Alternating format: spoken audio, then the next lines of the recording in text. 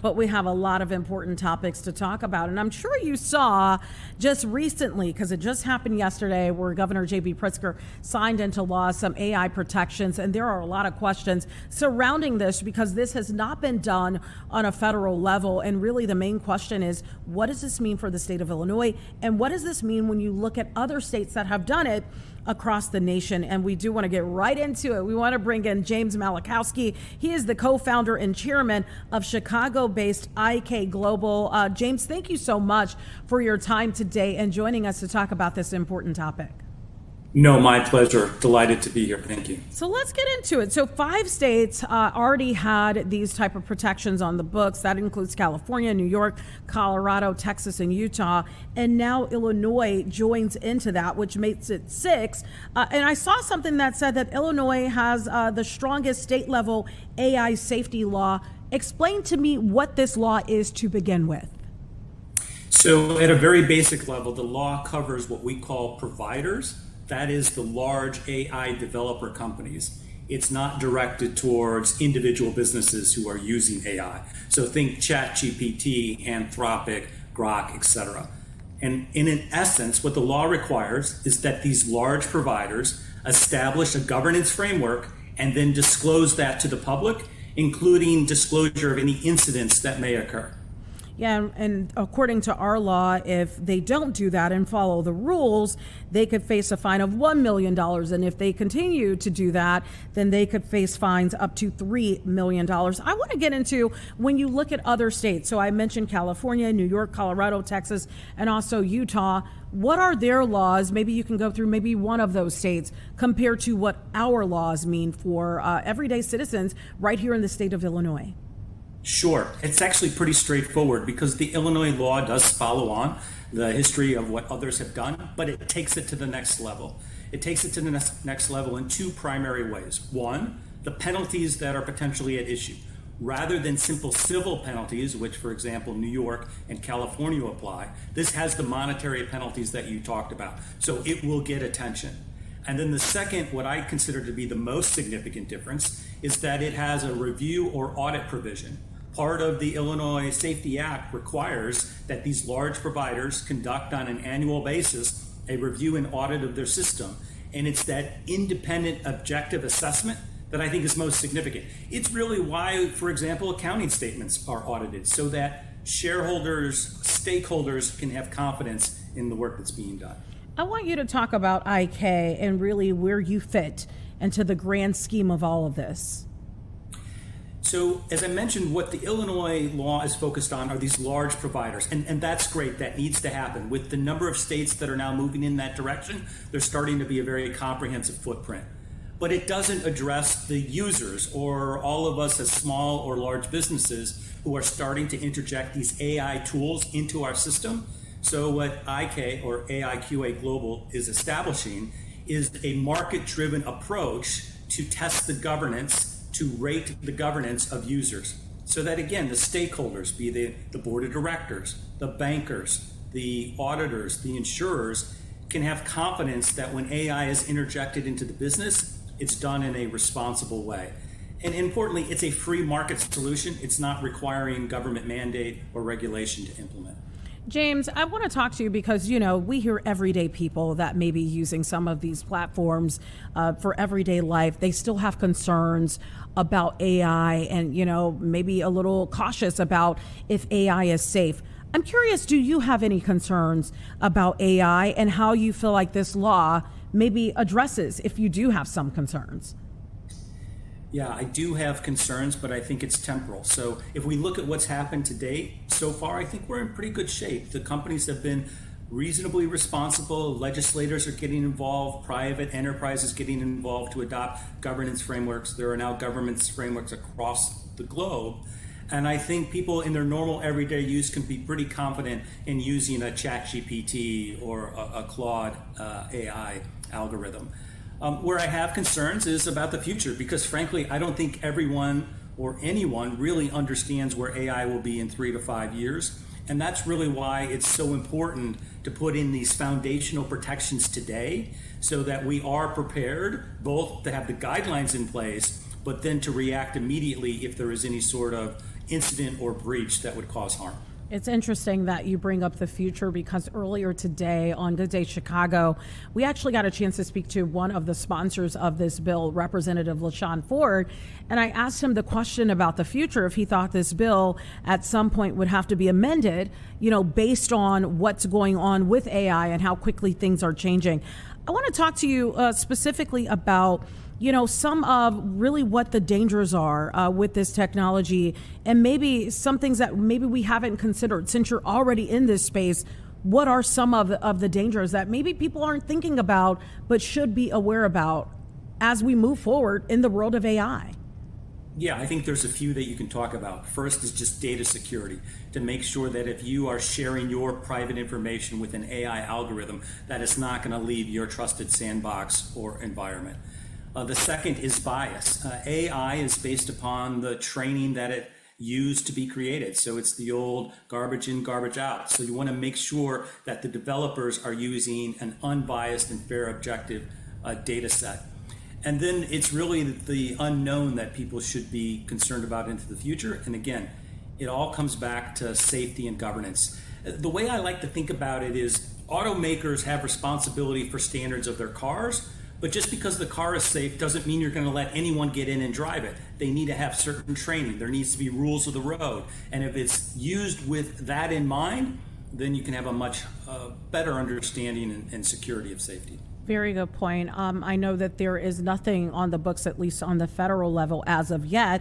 Maybe that will change as more states adopt their own legislation. But I'm just curious, based on what you've seen, because I'll be honest, when I first heard this, I thought, well, I'm curious what's going on. Is there something going on in our state or even in our cities that maybe we don't know about? So my question to you would be, why Illinois? Why Chicago in particular? And are we well positioned to lead the next chapter of AI governance based on what's happened just yesterday?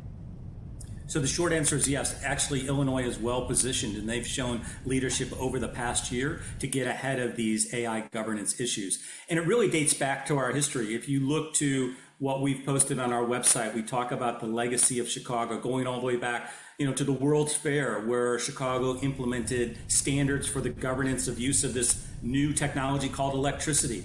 Then we have standards that were developed by the Board of Trade for disclosure and guidance. And this really is the next chapter.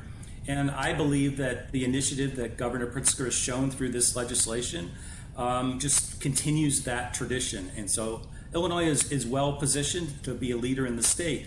One of the things that we did is hearkening back to the history is we've released to the public what we call the Chicago Principles. So these are simple standards that anyone could follow when they begin to use AI to bring a greater level of comfort to their clients, their employees, and their stakeholders. James, when I talked to one of the sponsors, like I said earlier today, I asked the question of how did AI, some of these bigger name AI companies feel about this? And he said they were not happy. They didn't necessarily want to have regulation because they're always thinking forward about innovation, and they didn't want that progress to be hampered by this type of legislation. I'm just curious, what's your opinion on that?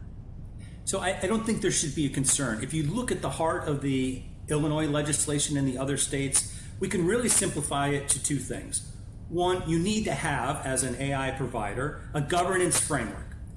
And then you need to disclose that to the public. And if you have any violation or incident of that, you need to share that information. But the key is they get to develop the framework on their own in advance. So they're really just making a promise to the public of safety and then following what they promise. At that level, I don't think there should be any real concern. Tell me, what are you and some of the other folks there at AIQA, also known as IK Global, what do you do there? Walk me through the process of your footprint in the AI space. Yeah, it's a pretty simple business model. We are an AI governance rating service. So we have looked at all of the governance frameworks from across the globe. We have developed a model that goes through 250 metrics that will assess whether or not you are operating or using AI in a responsible manner. We all have a FICO score that the bank wants to see before they give us a credit card. We have a D&B report that your business needs to produce before it will get an investment. An AIQA rating is very similar to that. It is simply a third-party, independent assessment of your governance for the use of AI. We expect that it's something that everyone will want to have so that they can share their responsible use with their clients. And just so I'm clear, is this for everyday people or is this to monitor AI businesses specifically? It's for enterprises, so it would be for large and small business, for governments, for academic institutions. It's not something that's going to apply to your use of ChatGPT at home. It really is a business-to-business type service. What are some of the things that you've seen there, being that you kind of are like a governing body to make sure that people are using AI responsibly in different workspaces, different businesses, different companies? What have you seen in terms of like the worst violators or violations? What are people using it for in maybe the negative way? Yeah, I don't know if I describe it as a violation, but what we've seen is a couple of things. One, there's a real thirst for understanding. There is a little bit of a confusion as to all of these frameworks that are being implemented around the world, how they should follow them. And if there was a violation, it's paralysis of not doing anything, not knowing how to move forward. And like so many things, you can start in a very simple way. Have a committee that's responsible for training and understanding your AI use. Put forth the guidelines as far as protecting your information. Things that we describe publicly in the Chicago principles that we dedicate to the public for everyone. And then as I tell people, just begin to experiment in a very modest and controlled way. The more that you and your business enterprise start to use these AI tools, not only do you become more comfortable with them, but you really begin to understand their potential as well as their potential risk. James, considering that you're kind of on the forefront of this, for some of us, AI is new, right? We're doing things like trying to figure out how to, organize our kids, sports schedules, very simplistic things. Considering that you may be a little more in tune, are there things on the horizon with AI that maybe you know about that we should all be looking forward to? Looking forward to and then also being a little bit concerned about. So looking forward to is just the ubiquitous nature of the tool, and that it really is a tool. It's not going to be replacing massive amounts of people for most businesses. So there shouldn't be the concern there. The other thing that's happening on the horizon is what we call mobile AI, or when AI begins to leave the confines of your computer and starts to work in your automobile, or even someday those humanoid robots that we see on TV. Wow, very interesting stuff, James. I'll have to come there and visit you so we can talk about this in person since you are based here right in Chicago. It's been a pleasure having this conversation with you here on Chicago Live. Thank you so much. Really appreciate it. Thank you. All right, appreciate you too. Well, stay tuned right here to Chicago Live. We're going to take a quick break. We'll be right back.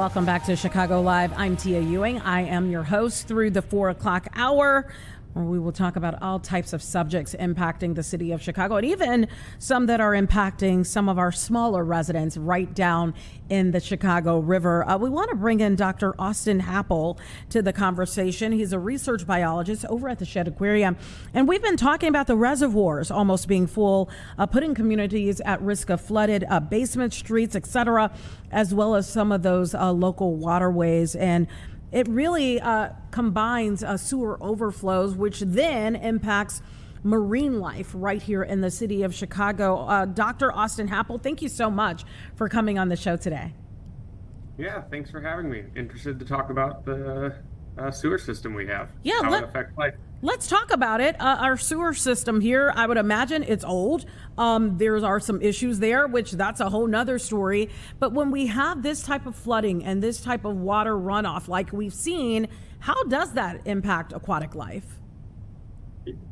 Yeah, Chicago got one of the first sewer systems in the nation back in like the 1800s. And so we're still dealing with really that engineering marvel now and the ramifications of it. So we're built on a very flat surface that collects a lot of water, and then how do we deal with it and manage it on weeks like what we've had the past couple of weeks when we get way too much rain over multiple days.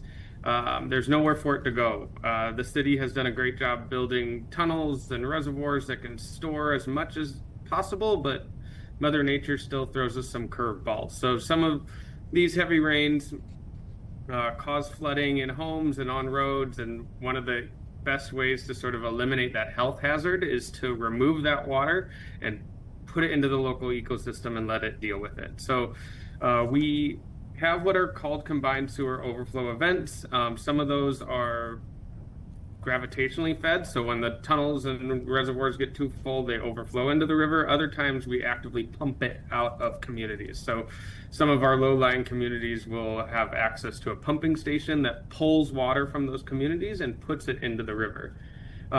That's an engineering sort of great way of dealing with a public health issue and a sewage issue, but me as an ecologist then get to look at what are the ramifications of that and how do we understand how the river deals with that inundation of combined stormwater and untreated sewage water, which both of those can carry all sorts of contaminants. They tend to carry organic matter that's decomposing, and decomposition chews up a lot of oxygen. And so one of the biggest things we see immediately after these events is that the oxygen within the river takes a dive bomb and goes down to almost zero. It makes it very stressful for aquatic life, thinking of things like fish and zooplankton and even invertebrates, things that like there's a bunch of little bugs that live in the river, and none of them do very well when there's no oxygen. They need that to survive. Fish, however, are able to move pretty quickly, and so we, via a project that we have where we track individual fish movements, have seen fish sort of avoid these areas. So we're tracking about 100 fish. We can see where they're at 24/7, 365. And in past events, so the last time we had such a big event as we're currently dealing with was in 2023. But when we had that event, most of our fish fled to areas that weren't affected by the combined storm and sewer water. Areas like the downtown Riverwalk, where water tends to be pulled in from Lake Michigan, as well as areas that are off the main part of the river, thinking of little canals or maybe where there's places to park barges. Fish tend to hang out in those areas because the oxygen tends to stay at a level that they can breathe at and not be stressed out. And so I don't have data on where the fish went from this past event, but I would put money on those similar locations. And we'll be downloading our data here in a couple months to look at where those fish had moved and where they've gone. So yeah, we're interested to see what that story looks like and how these increasingly rare events are actually affecting the ecosystem. If we look back in history, this used to happen very frequently, but thanks to the tunnel and reservoir program Chicago enacted, we don't see it happen as commonly anymore. This year's been an anomaly, but Very strange weather patterns that we've had. Dr. Happel, I want to ask you this, okay? This is going to seem crazy, but you got to understand I'm not a scientist, right? So I'm trying to get into the mind of a scientist. And looking at how I did in science, I probably would never be a scientist. But I want you to walk me through the life of a fish, okay? So a fish is in this water that is now flooded, right? That, it went from being, maybe I'm making an example here. The water may have gone from being 25 feet to now we're at 40 feet. What are they experiencing in the water? You mentioned stress. You mentioned oxygen. Walk me through what happens when their environment has completely changed so rapidly. Very, very rapidly in this case. So what's interesting about the Chicago River is the level of it doesn't change quite as much as other rivers. It's kind of tightly controlled. So what we would call flooding is a little bit different for this river. In, say, the Des Plaines River or the Fox River, when we have these big rain events, fish will suddenly be dealing with water that's flowing very fast. And so that can be stressful, that they have to constantly swim. That makes it like living on a treadmill for them. Here in Chicago, we don't really see that drastic change in flow rates, but we see the huge change in what the water is composed of. So when we have these combined sewer overflow events, a lot of contaminants and a lot of organic matter suddenly is dumped into the river, and that changes the chemistry of it. Fish are very good at sensing that change, and some individuals will behave a little differently than other individuals. Just like you and I, we might have different flight or fight responses or different propensity to maybe sit and try to ride it out versus run away from it. And we'll see individual fish immediately sense that something has changed and flee to a different area that maybe they've explored at a previous time in their life. And we'll see other individuals try to hunker down and ride it out. In some instances, that works well for both individuals. In some instances, fleeing and going somewhere else is the better strategy. And the ones that don't flee maybe succumb to the stress and don't really survive. And so that behavioral difference between some of those individuals, even within a species, is how then natural selection ends up sort of selecting for individuals that can tolerate it. There's some evidence that some of the fish that live in the Chicago River are actually better suited to dealing with some of these low oxygen stressors than fish that are in a more natural river that doesn't exhibit that. And that would likely come from those individuals who couldn't survive during those low oxygen days, not passing on their genetic material, whereas the ones that did survive passed that on. And interesting. Yeah. So they get acclimated to, it sounds like, some of our crazy weather patterns that we have in Chicago. You mentioned living on a treadmill, not something I would want to do. I'm sure not something you would want to do either. No. You mentioned, though, also, weather drastically changing. I want to go back to that because I think that's very important. Have we seen at any time, and I don't know if you can answer this, where our weather has been so just, all across the board, where it drastically changed marine life in the city of Chicago, kind of like what you mentioned there, making them maybe more acclimated to different circumstances? Or is that hard to say? Yeah, I mean, it's hard to say in our lifetime that sort of change. Some of these natural selection sort of evolution things happen over many, many years and many, many, even decades. But what we can say is from about the 80s until now, Chicago sees a foot more rain than it used to. And what we're seeing as evidence from these past couple of weeks is that rain comes in a very short period of time. Our engineering plans were planned at a time when maybe we didn't know how drastic this sort of change in our rainfall events would happen. And so right now we have plans that could store a lot of water, but they're not plans for these 500 or 1,000 year events that are now happening every 2 or 3 years. So these storm events are really strong and they're happening more frequently, and our engineering plans maybe aren't capable of supporting them. But what we are seeing is that all the normal rainstorm events, Chicago is able to capture and treat. And so that has reduced the amount of times that these stressors have been placed on the system. So I wouldn't be surprised if, with the reduction in sewer overflow events, that we see more and more sensitive species coming to the river. The problem is then when we have these big events that do cause issues in the environment, those species will have to find those areas that aren't being affected so that then they can survive that event. The current like CSO event that's happening has low oxygen levels in the river that will probably remain for another couple days. It takes about a week or so for the river to sort of flush itself with new water. And so if the sensitive species that moved here can kind of ride it out for that period of time, then they can recolonize and we'll see them. So instead of species sort of becoming, let's say, resilient or resistant to the CSO events, we're actually seeing more and more species come to the system than what we had previously when we had these CSO events almost every month, if not more frequently. That's very so it's interesting. kind of a cool change to see and a good thing to see more and more species coming to the system, even though we might periodically have these poor water quality events. Okay, so this may sound like a crazy question, okay, but you got to follow me here. My mind is always moving. You mentioned that the low oxygen may last for a few days because of the circumstances. Is that still like for the fish, like living on the treadmill that entire time? Well, so ideally those fish would have left the areas that have low oxygen. And so they'd be in areas that do have oxygen. And those, for us in the Chicago River, those are areas that don't tend to flow as frequently. I think of like the downtown river walk. There's water slowly being pulled in from Lake Michigan, and that water has a lot of oxygen in it.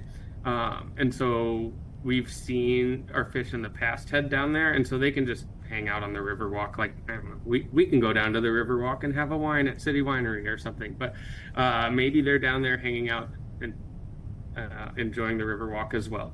All right. But then once the dissolved oxygen starts to clear up and they can head back to those areas where they really spend the rest of their year. So we see a lot of fish that don't spend a majority of their time in the downtown Riverwalk. They spend it elsewhere, and that might be areas where they find food or find shelter or find mates.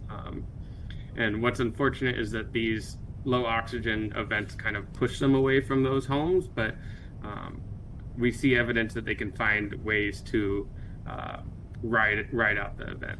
This is my last question for you. In some cases, marine life here in Chicago, what is some of the oldest that maybe you've seen? Well, we have a species here called common carp. They were introduced in the 1800s, so they've been here a long time. Some people will call them an invasive species. Some people will call them a naturalized species because they've been here and are just part of the ecosystem at this point.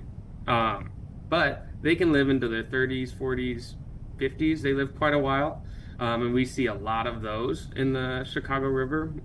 Those are a species that we track because they get pretty big. I say they're toddler size, but 30, 40, 50 pounds. Huge.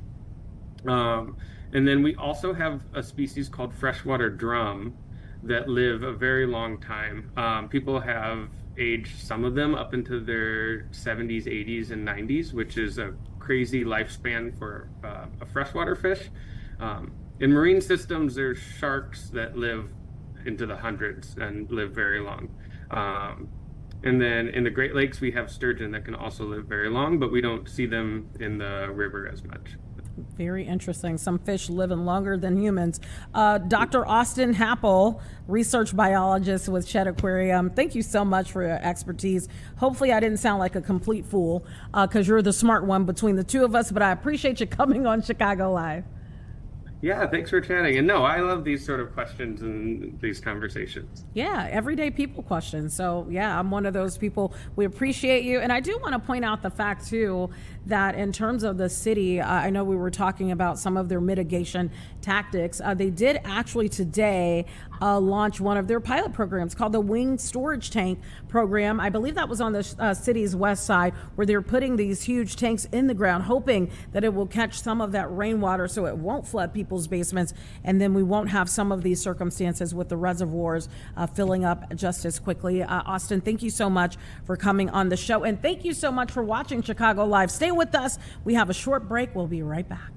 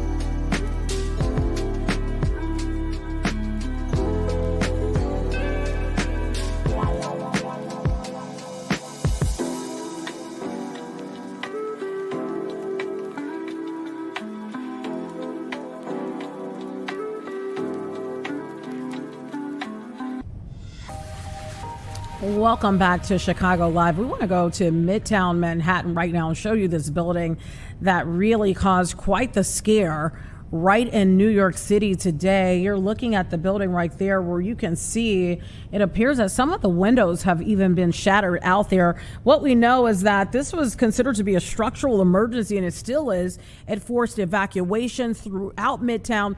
This is a high rise there after construction workers discovered that 2 interior support columns were buckling inside the building. Officials stress the building has not collapsed, but they say it remains unstable and at risk if not stabilized. So they are working around the clock to get this done.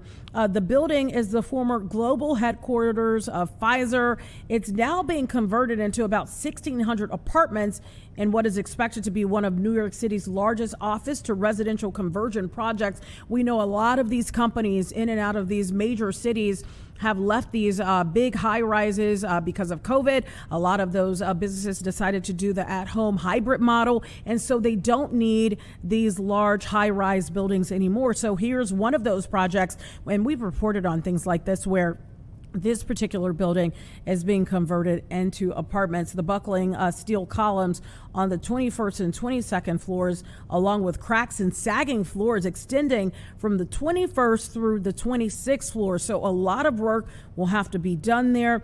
We know that they had to evacuate. A lot of the workers actually self-evacuated. And then the city also evacuated about 8 neighboring buildings, including a school that had roughly 400 children, with police closing down some of those streets. The good news here, no injuries reported. But of course, we'll be monitoring that closely. Very interesting how that was all discovered there. We want to go to something that's really important and changing the landscape of really what children may even be aspiring to be in our world. We want to bring in Rhonda Robinson. She's the director of People Impact. United Airlines is hosting the first ever Discovery Day, which will introduce more than 100 Chicago students and young adults to careers shaping the future of aviation. Rhonda, thank you so much for your time today. It's my pleasure. Thank you for having me. Talk about Discovery Days and how important it is to give these children maybe an opportunity of something they will never see up close and personal like this. Absolutely. We are so excited about this specially curated event. It's called Discovery Day. It's a signature experience, and it's designed to your point, open doors to the community and create meaningful access, inspiration, and pathways for the next generation here in Chicago. So kids are being able to be exposed to executives here at United, different careers, whether it's flight attendant, corporate real estate, law, labor relations, meteorology, and we really want to inspire and just spark something in them. And our whole message today is curiosity leads to careers. And we want these youth to stay curious and lean in. Of course, it's our centennial year. And so this event is very special to us because it really does reiterate our commitment to Chicago and the community. Walk me through. I'm a kid. I end up going to this day. If I was a kid, I'm not. But walk me through. I get there. What happens? You get here, we have a staff of really excited volunteers. We have a exciting spirit tunnel. So we walk through and we get them excited about the day, and we let them know that the day is about them. And so they hear from panel discussions. There's a rotation of stations. So each station offers a different aspect to our industry. So we have our network planning to hear about our route structures. We have pilots that talk about the STEM related in the physics and flying an aircraft. We have our maintenance department that talks about the importance of safety and how that's the number one thing in what we do. And then we have different executives here that talks about their backgrounds and how they created this or arrived at this career in aviation, and how career paths aren't always smooth. You know, there's good things that happen and bad things, but it takes somebody to inspire you and to mentor you, like what we're doing here today, to really spark that experience for them. And of course, they have some United swag that they'll leave with. And at the end, spoiler alert, we have this inspiration wall where the children will have a chance to write an inspirational message to themselves and what they commit to as far as their career and their future. Times are changing, Rhonda, but I remember it was a time when I would get on a plane and I'd see the women as, you know, the stewardess, but I would never see the women as the pilot. Very, you know, few and far between instances where that will happen, but times are changing. You are a woman in aviation. You spent over 19 years at United. Tell me about, you know, how important it is to have days like this where maybe the next person in the room is you. Maybe the next young lady you will inspire is the next Rhonda Robinson. Oh, and that's just exciting to hear. So it's all about representation and exposure. Sometimes people only know that they can be what they can see. And we want to make sure that the children that are here today are seeing all aspects of what's possible for them, whether it's flying the plane, building the plane, maintaining the plane, or what have you. I did not have that exposure when I was younger. I did have a mentor and somebody that exposed me to it later on in my life, in my career. So it is a pleasure, and the whole building is just really excited to be able to offer this to these students a little bit earlier in their career, to offer them that path earlier. So they're not like older like me when they finally like see all the goodness that can be offered with a career at United. Rhonda, not trying to go political here, but we have seen a lot of talk about DEI, women, people of color in the workspace. We won't get into the particulars here, but I do want you to talk about, you know, why it's important to give children this type of exposure early. You talked about a little bit about, you know, inspiring, but why it's important and where these youth are coming from. So we are working with a lot of the nonprofit partners here in Chicago, so the Boys and Girls Club of Chicago and many others. And it's important because we are a growing industry and we need to look everywhere to find the best talent possible. And the best talent possible comes from a lot of different areas, and that's our focus. And so we want to make sure that people know these careers are possible so we can tap into that wonderful, wonderful talent at an early age. I'm looking at this and it says they get a behind the scenes look at the airline's Air Shop Innovation Lab. What is that? That sounds exciting. So that's kind of like our inspiration lab, where it's heavy technology. When you think about all the cool technology that's going on today, whether it's being able to route and track somebody's bag after it's checked, making sure that we're able to be careful with people's belongings during the check bag process, or also creating a better, best in class customer service experience. So with our United app, we want to make sure that customers know exactly what's going on and they can curate the right travel experience for them. And so that's kind of just a few examples of what happens in our innovation lab. This is the first ever Discovery Day. Walk me through what it took to even plan something like this, especially when we're talking about more than 100 young people. Yeah, that's right. So when we say we look for the best talent out there, we feel we also have the best talent in the industry working for us. And it really came from our employees saying, hey, wouldn't it be great if we create this experience for youth? And people like had their own personal experiences. And it surely was a specially curated event where it sparked an idea, and then we go into one of the conference room here downtown Chicago, and it started getting bigger and bigger. And the more we talked about it, the more we really knew this is going to be an impactful event and one that we look forward to having. When is this happening, and what's the ages? It is happening right now as we speak. So Whoa. despite your age, come on down here. We will definitely be happy to give you also a behind the scenes look, and it's ranging in ages from 10 all the way up to 22. Wow, that's a nice range of people. I don't hear anything. Are you sure they're there? They must not be close, because when 10-year-olds get together, you definitely can hear them. They are here, but they're having lunch right now. Okay. And it's been such an energetic day. If I was to talk to you in like another 30 minutes, you would not be able to hear me. How important is it to have this? You said, after talking to some of the folks that work with you behind the scenes there, that many of them said they never had anything like this. There was a point, not about me, but I wanted to be a pilot. And I thought, well, that's probably not, a realistic goal. So I shifted those goals because I didn't see someone that fit that bill of me, not just being a Black woman, but being a woman, period. How important is that? And really, what were those conversations like with the people behind the scenes that said, hey, this is important?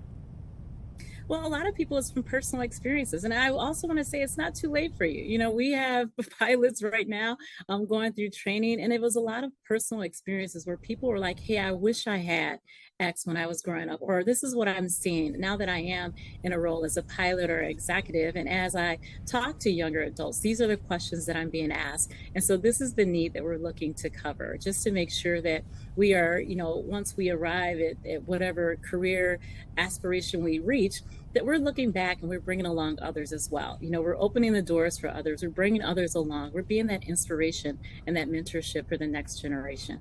It's too late for me, Rhonda. I can barely see. But I appreciate you giving me that hope.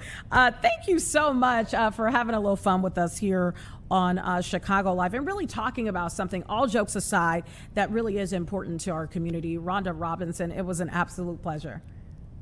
Thank you. Take care. Thank you. Okay, we got to make a hard shift here and talk about something really serious in our community. We're coming off of a violent July 4th weekend, and this is the first time that we are hearing from Mayor Brandon Johnson. Of course, he's going to talk about that, but I'm sure other topics as well. 5 people were killed, 23 hurt, but I do want to point out the fact, though there was violence, this was the least violent July 4th weekend in at least 7 years. Let's take a listen to what the mayor has to say. As we work to extend hours at our libraries, park facilities, and cooling centers, public workers stepped up and met the call. Our police officers remain ready to respond around the clock. Our firefighters and EMS crews continued answering every single call. And we saw neighbors checking in on one another to make sure people were safe, and that I am greatly appreciative of that. The shared commitment our people embrace during this heat wave embodies the very soul of Chicago. The city is going to keep doing its part to ensure residents have the resources that they need, and I'm thankful that we continue to look out for one another as we move through this beautiful summer. Now, I do want to turn to something that connects directly to our work to protect the people of Chicago and how we will continue to build stronger and more a stronger and a more stable city. Today, we are releasing the 2026 mid-year budget report so that the public can see and better understand where we stand financially. I do want to talk through the report, and I want to make sure that we speak in a very direct and a blunt way. Last year, during a very difficult budget cycle, our administration held the line against austerity and proposed a budget built on structural progressive revenue. We challenged those at the top and those who benefit the most from our economy to finally pay their fair share so that we can continue to invest in the needs of working people. That approach was not just my call. It came directly from what we heard from residents across the city during our budget engagements. It was also reinforced by the findings of the Chicago Financial Future Task Force. We also know that credit rating agencies have consistently raised concerns about relying too heavily on speculative or one-time funding sources. And these are certainly risks that manifest as a result of that propensity. Our goal was to build something stronger, more stable, and more honest for the long term. But corporate-aligned members of the City Council chose a different direction and adopted their so-called alternative budget. And throughout that process, we raised concerns about the assumptions in that plan, not to oppose for the sake of opposing, but because Chicagoans deserve honesty about the risks of budgets that rely on fines and fees. Last December, we warned that some of those revenue sources would not perform as the caucus members or city council members that were more aligned with the interests of corporations. Now, halfway through the year, we are seeing those warnings come to fruition. Gaps have emerged due to the regressive revenue options that members of the city council that were more aligned with corporate interests put forward. Their incomplete and inconsistent assumptions have been unfounded. Their plan involved selling Chicagoans' outstanding debt to a private buyer. In response, I signed an executive order making clear that the medical debt of vulnerable Chicagoans would not be for sale.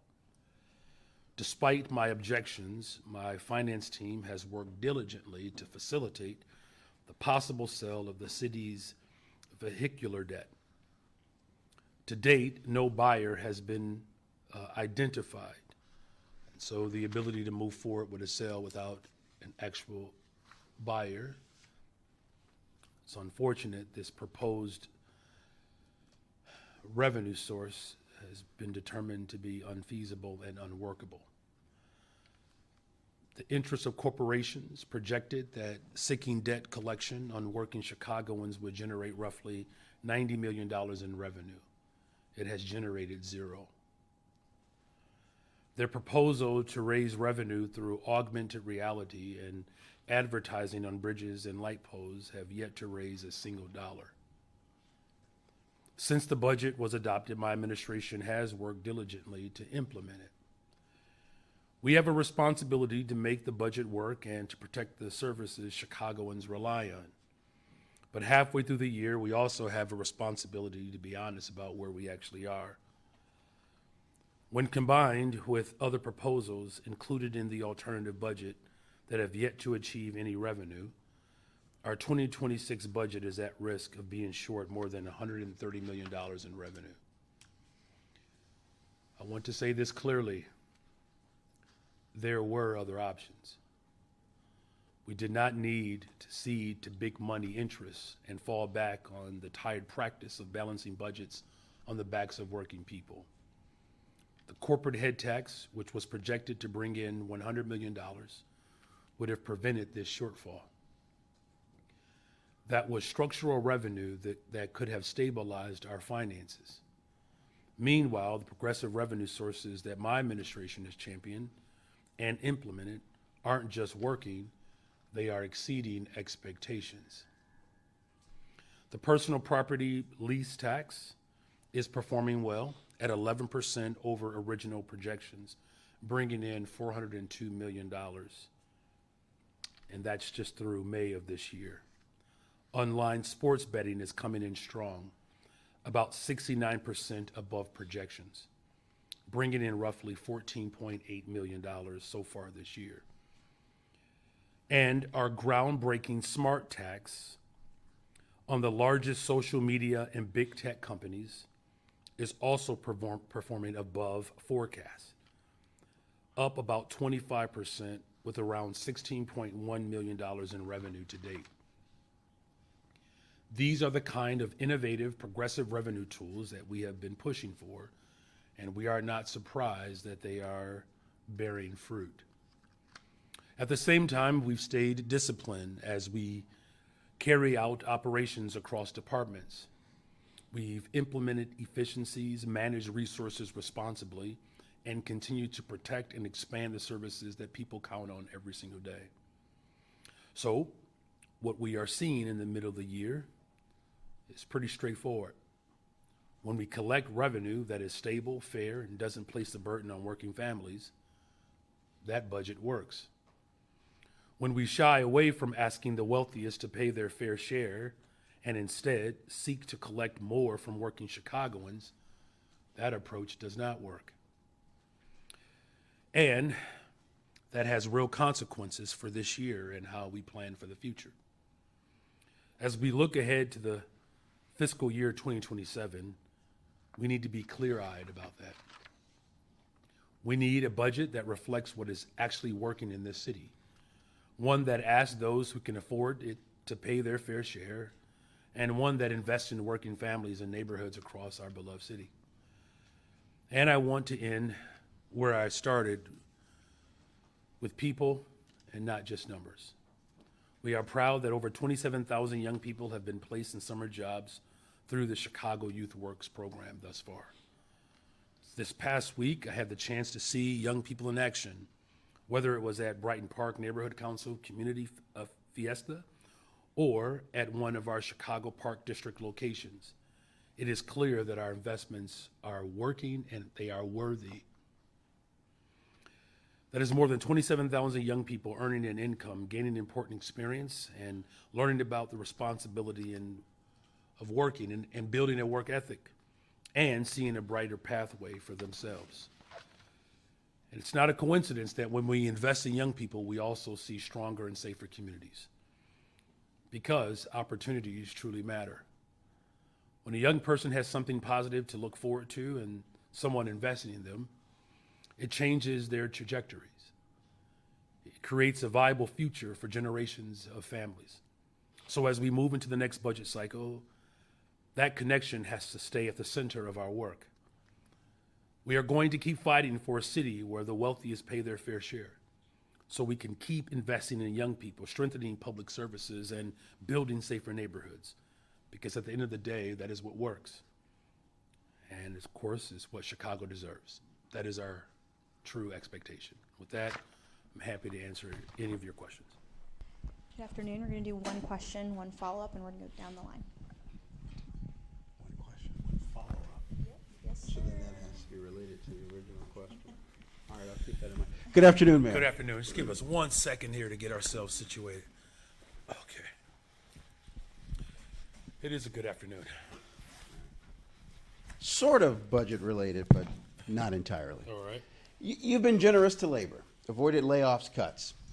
So what do you make of the operating engineers, the electrical workers, the plumbers, the pipe fitters writing checks to a potential mayoral candidate and not your political account? And when you enter the race, do you expect that labor will have your back? Well, look, it's clear that we are building the most pro-worker city in America. I have strong ties to the labor movement as someone who is a part of it.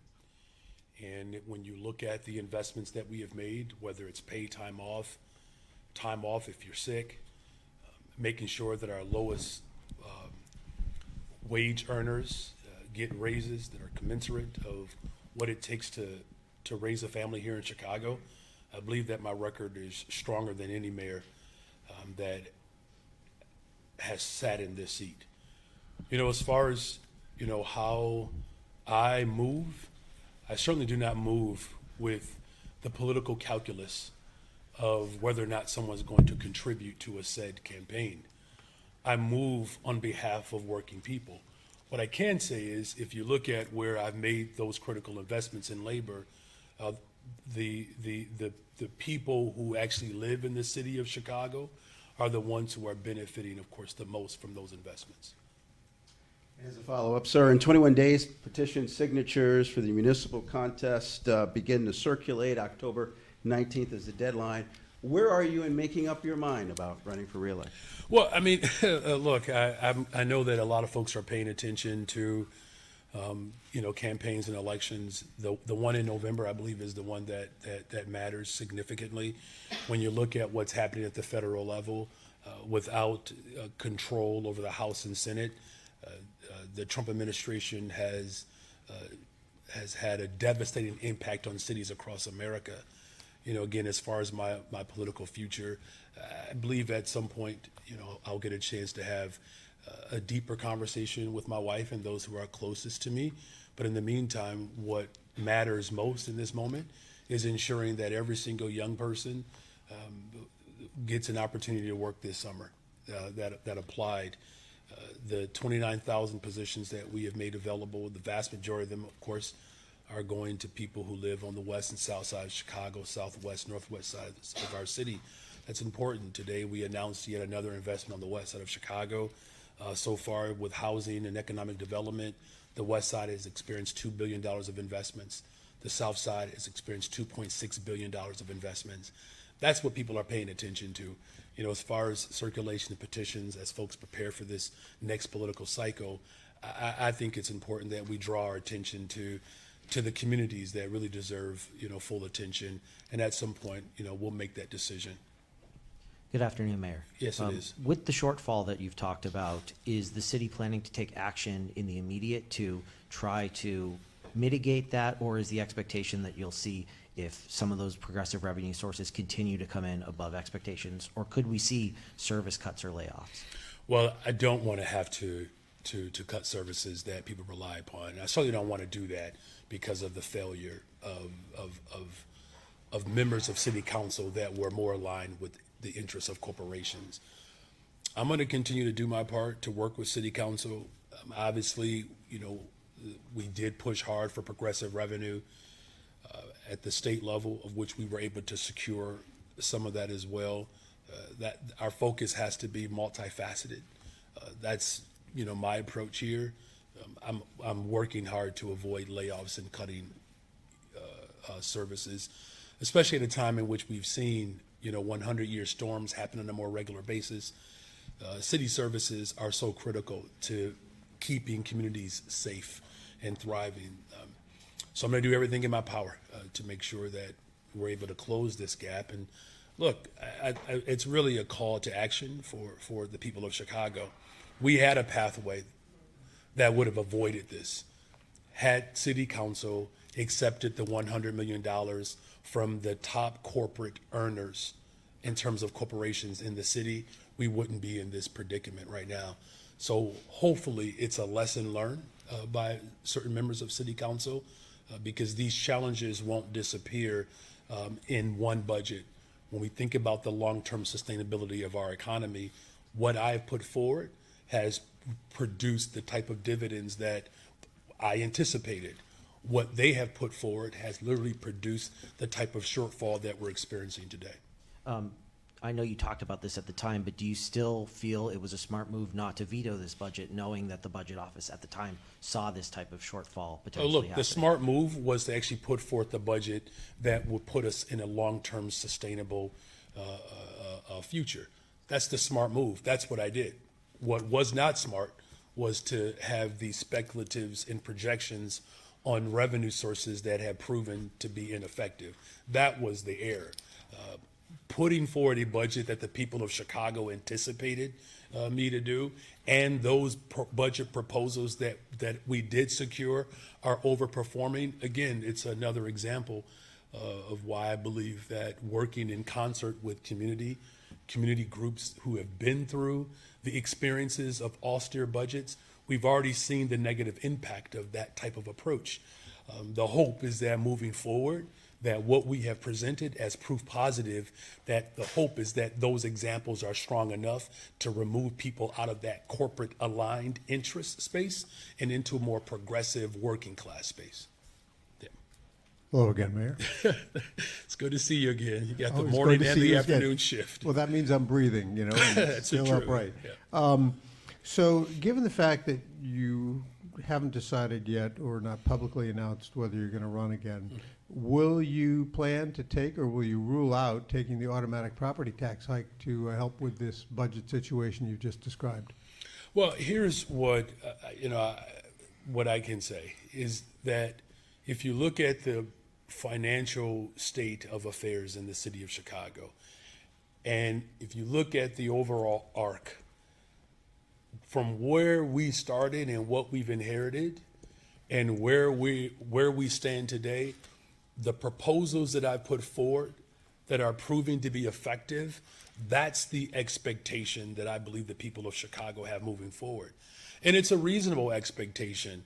Corporations that continue to benefit from Trump's cuts to all the other services that we rely upon, asking them to put more skin in the game, that's a reasonable expectation.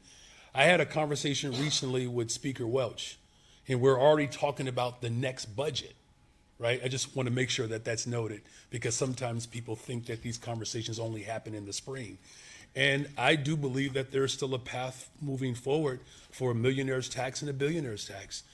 He's expressed his commitment to it. There were a number of members in his caucus that supported it. I believe that that's the direction we should be pulling towards. And then, quite frankly, to your question, even more directly, we should be finding a more permanent fund to provide property tax relief. So, is there any chance that you're not going to run for re-election? Again, I mean, look, I think that, when I talk to the people of the city of Chicago, and there are a number of them who come up to me, this might be the first time in the history of my tenure that a question that you're asking, the people of Chicago ask me as well. So at least I know that you're on par with where people are. And there are a number of people who say, Mayor, we see the work that you're doing. We hope that you do run again. And, my response to them is, I'm showing up on behalf of the people of this city. I've made a promise. I said that we're going to hire more young people. We've done it. I said that we're going to invest in our public schools. We've done it. I said we're going to build more affordable housing. We've done it. I said we're going to tax the rich. We've done it. I said we're going to hire and promote more detectives. We've done it. I said we're going to restore the Department of the Environment. We've done it. I said that we would commit to creating an office of gun violence reduction. We've done it. And I said we're going to lower violence in the city of Chicago, and we've done it. The reason why I'm focusing on the things that I promised that I would do and how we're actualizing them is because I think that people deserve to have that type of experience. At some point, people will be able to have a full, robust conversation about the direction of our city moving forward. But in the meantime, I made a commitment to invest in people to build the safest, most affordable big city in America, and we're well on our way. Hi, Mayor. Hi. The city's annual financial report shows that the Chicago Police Department spent $162.5 million over its budget of, give or take, $1.8 billion. Last year, the CPD went $204 million over its budget, and you told me that wasn't acceptable. Why, for the fifth year in a row, has the Chicago Police Department been unable to stay within its city council and usually mayorally approved budget? Well, first of all, we're making tremendous progress, particularly around the police budget and especially around overtime, right? And in fact, up until May, I believe, the police department is under their overtime budget by 11%. Now, there's an estimated amount that I believe that you're referring to, which is less than what it was this time last year, by, I believe, about $40 million. We know that the demand for our department has been quite severe because it's not just about your traditional form of policing. It's, special events, it's protests, right? There are many different circumstances that lead to policing needing to have a stronger presence.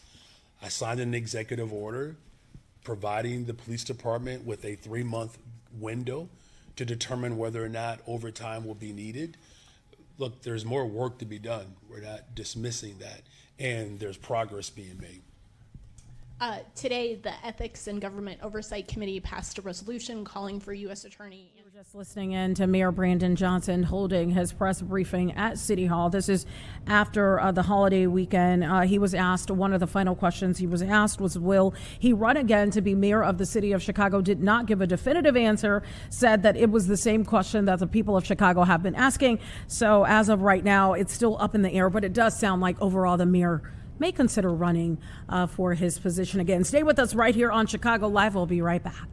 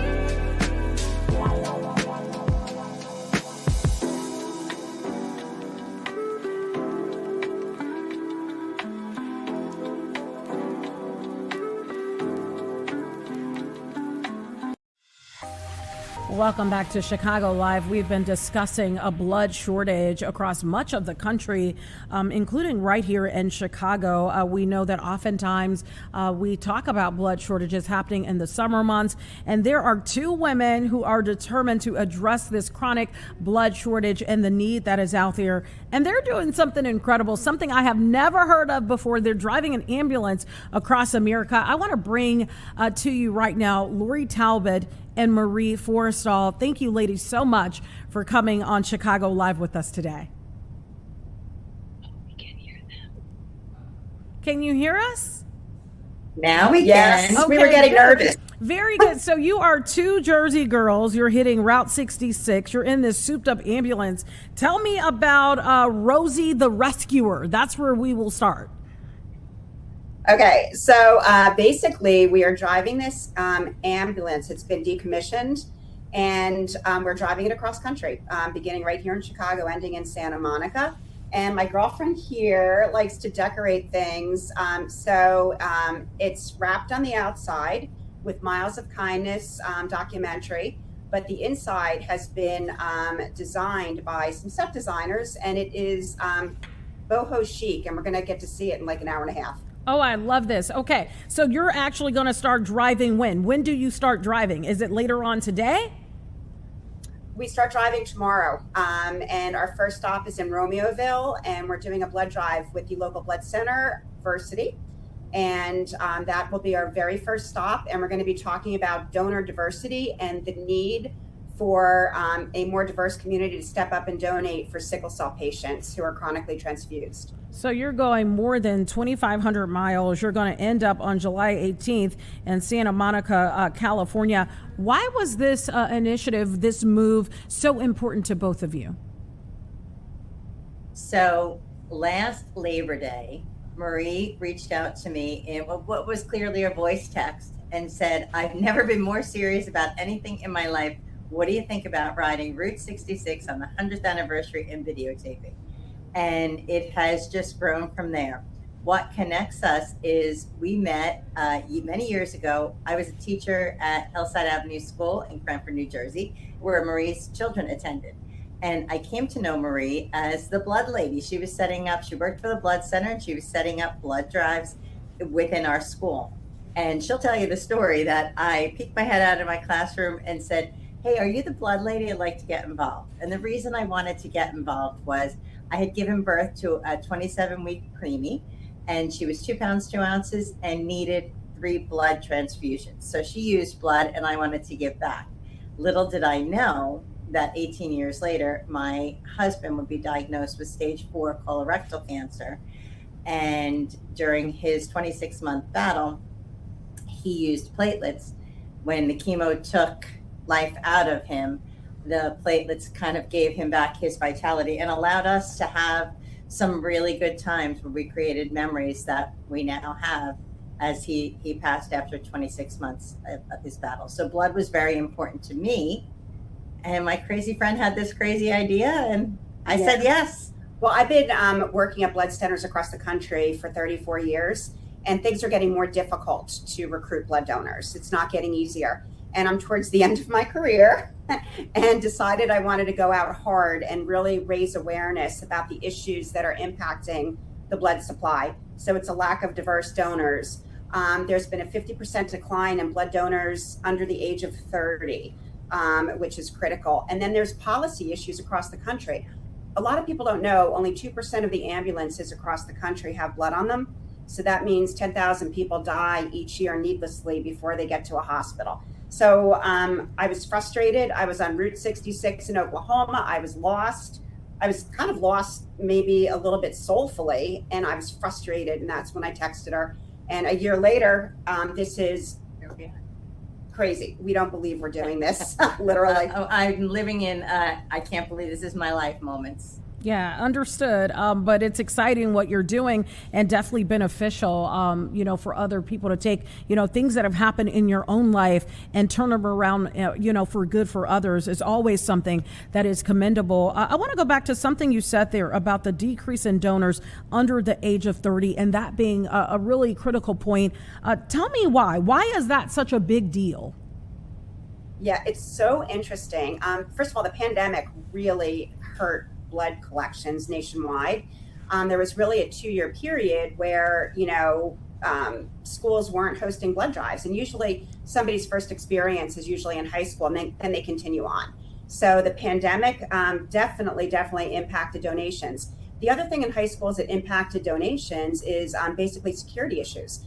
High schools used to be a place where the community would come in and donate, but a lot of schools are virtually locked down, and it's really hard to get in. And then there's a kind of a mindset where younger people, if they are consuming things from a corporation that gives back and is socially responsible, they're like, yeah, I'm doing good. I am buying Todd's shoes or whatever. But blood can't be manufactured. So that's the message with this to the young people that we meet. It's really about, 1 unit of blood can save 3 lives. So 1 hour of time in that one donation can impact somebody, who's going to live to the next century.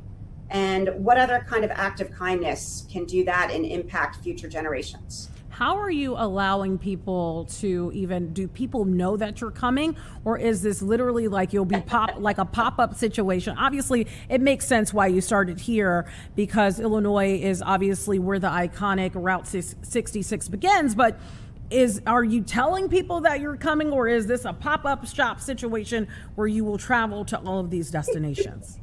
All of the above. Yeah. So basically, we partnered with blood centers along the route. So some people know we're coming, and then others are going to be happy or not happy to meet us. Well, you can't miss us in Rosie the Rescuer.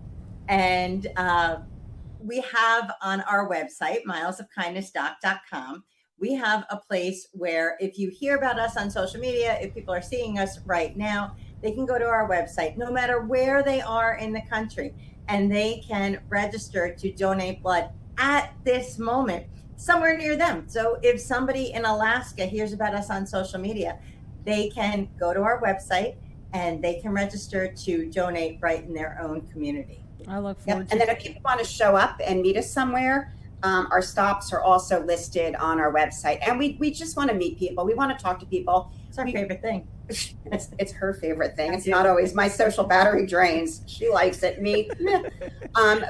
So basically, we want to spread the message. We want to talk to people, and we want to answer objections. Why aren't you donating? We want to have fun. We want to see the country, and we want to bring kindness.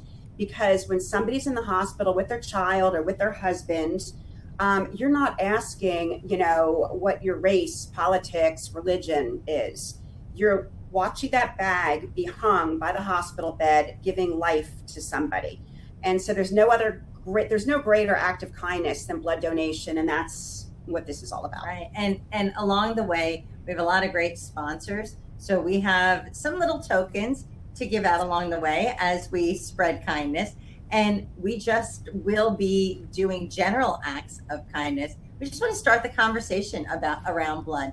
Because here's the thing, a lot of the people we've met already here in Chicago, as we've started the conversation, particularly the young people, can I ask you a question? I'll say, do you donate blood? Many of them are saying no. And I say, can I ask you a follow-up question? Why? I never thought about it. Nobody ever asked me. And so we are the people who are starting the conversation. I love and that. Ultimately, we want blood to be available to anybody who needs the blood when they need the blood and wherever they are. I see you have a special tailgate with the St. Louis Cardinals. That's in just 2 days. Any of these places that you're traveling to for the very first time? For me, every single one of them is for the very first time. Well, welcome to Chicago. Thank you. I am in love with your city. All right. We may have a new resident. What are your shirts? What do your shirts say? She's the crazy one. Oh, got it. Wow. This is like a caring and thoughtful version of Thelma and Louise. That's the vibe I'm getting. We're going to here. be safe. We're going to keep it safe. Yes, we're going to keep it safe, though. Ladies, it has been an absolute pleasure. Lori and Marie, thank you so much. And congratulations for doing the work that's needed in our community. We really, really appreciate you both. Harry, thank you. Us, We appreciate this. All right, we'll see you next time. Thank you so much. Stay with us right here on Chicago Live. We have a whole lot more coming your way. We'll be right back.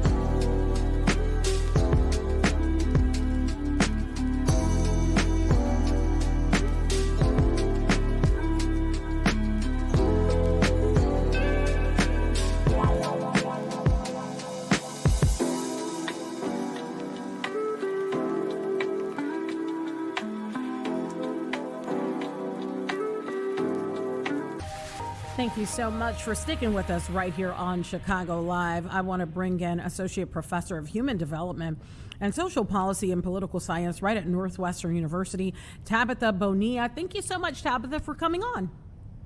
Thank you for having me. So there was this article that came out just yesterday.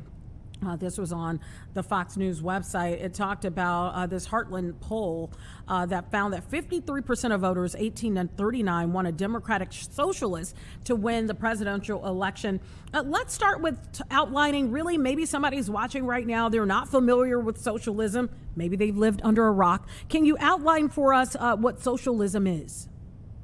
Yeah, socialism, I think, is often confused with communism, which is a form of governance. But socialism really is an economic principle that thinks about how you can redistribute goods. So often pieces of socialism that we are really familiar with in this country are things like Medicare or Medicaid, Social Security, our police departments, where we all buy in to a social good that we all then benefit from. I think that's very important to outline really the meaning there. I want to go to this survey because really some profound numbers came out of this survey that was done of young American voters. So this survey was done in 2025, and in the September survey, 53% of the likely voters ages 18 to 39 said that they want a Democratic socialist to win the 2028 presidential election. They call this alarming in this article, saying that 76% agreed that major industries like healthcare, energy, and big tech should be nationalized to give more control and equity to the people. Some people said that, these findings were terrifying and deeply informative. Can you talk about what those numbers truly mean? Yeah, so I think one really important thing to think about here is I think a lot of what this group is doing is saying that socialism is a bad thing and we should be very concerned about it. But the question itself isn't asking about socialism. The question itself is asking about if people want a democratic socialist to be president.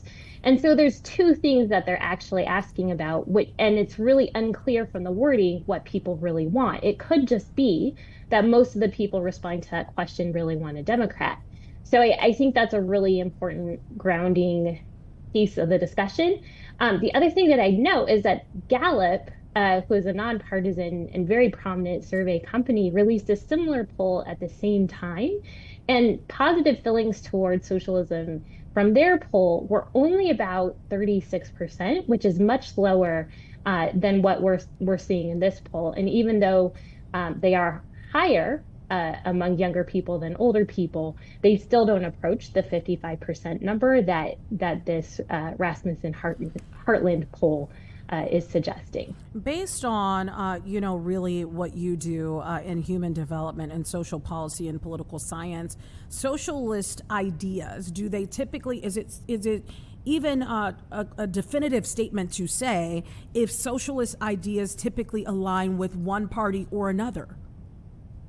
So in our two-party system, there really is a partisan divide, I think, here, and we do see it both in the Gallup poll and in this other poll, where Democrats toward socialism, and I think part of that is because Republicans themselves tend to be much more proponents of capitalistic principles, big business, et cetera, and a lot of what we're seeing in the poll, in the Rasmussen poll, the Heartland poll, is really talking about people who are frustrated with the state of the economy, people who don't feel like they'll be able to buy a house, people who are worried about making ends meet. And so those are the kinds of people who might be more interested in thinking about a social safety net, and they typically tend to be more favorable toward the Democratic Party as well. Very interesting you bring that up, because we did see a major election and a major shakeup, I guess you could say, in a lot of ways. And that was in the election for mayor right in New York City, where we saw a self-described socialist win and defeated established-backed opponents who did not call themselves a socialist, which they point to in this article. If you could say really what's the takeaway here based on, I know you mentioned the Gallup poll as well, which I think is definitely relevant. What would you say are takeaways, and why are we having this conversation now when these numbers came out in 2025? I I might wonder, as someone who thinks about messages that politicians say, if in an environment where the economy continues to be of concern to people, where prices continue to remain high, where gas prices, especially in summer, are high when people are traveling, that they might be concerned about how the economy might affect electoral opportunities in the fall.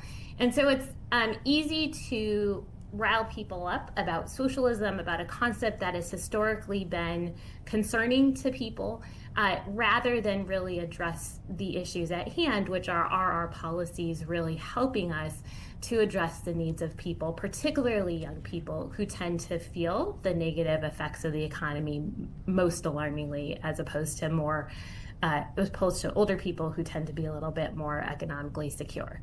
Understood. And I think it's also important to point out that this article was considered to be an opinion piece, which I think matters, in the scheme of this conversation. Any final words from you, Professor Bonilla, in relation to this article and in relation to the numbers? Sure. I think the last thing that I say that we learned from the Gallup poll is the numbers of socialism aren't actually climbing that high. What's really happening is people are becoming less positive about capitalism, which I think in an environment where people are struggling to make ends meet makes a lot of sense. And so we're seeing lots of big questions about big business, about who controls finances, and even with a president who made $1 billion his first year in office. So I think these are the really big questions that a lot of the public have in this moment. Yeah, understood, because we're really going through some tough times for some of us everyday folks. That is for sure. Tabitha Bonilla, Associate Professor right at Northwestern University. Thank you so much for your time today. Thank you. All right, stay with us right here on Chicago Live. We're going to be talking about the NATO summit that's going on in Ankara, Turkey. We're also going to be talking about Shark Week, which we know can be very important to people. We have a host of topics coming your way right here on Chicago Live. We will go into 4 o'clock this afternoon. Stay with us. We'll be right back.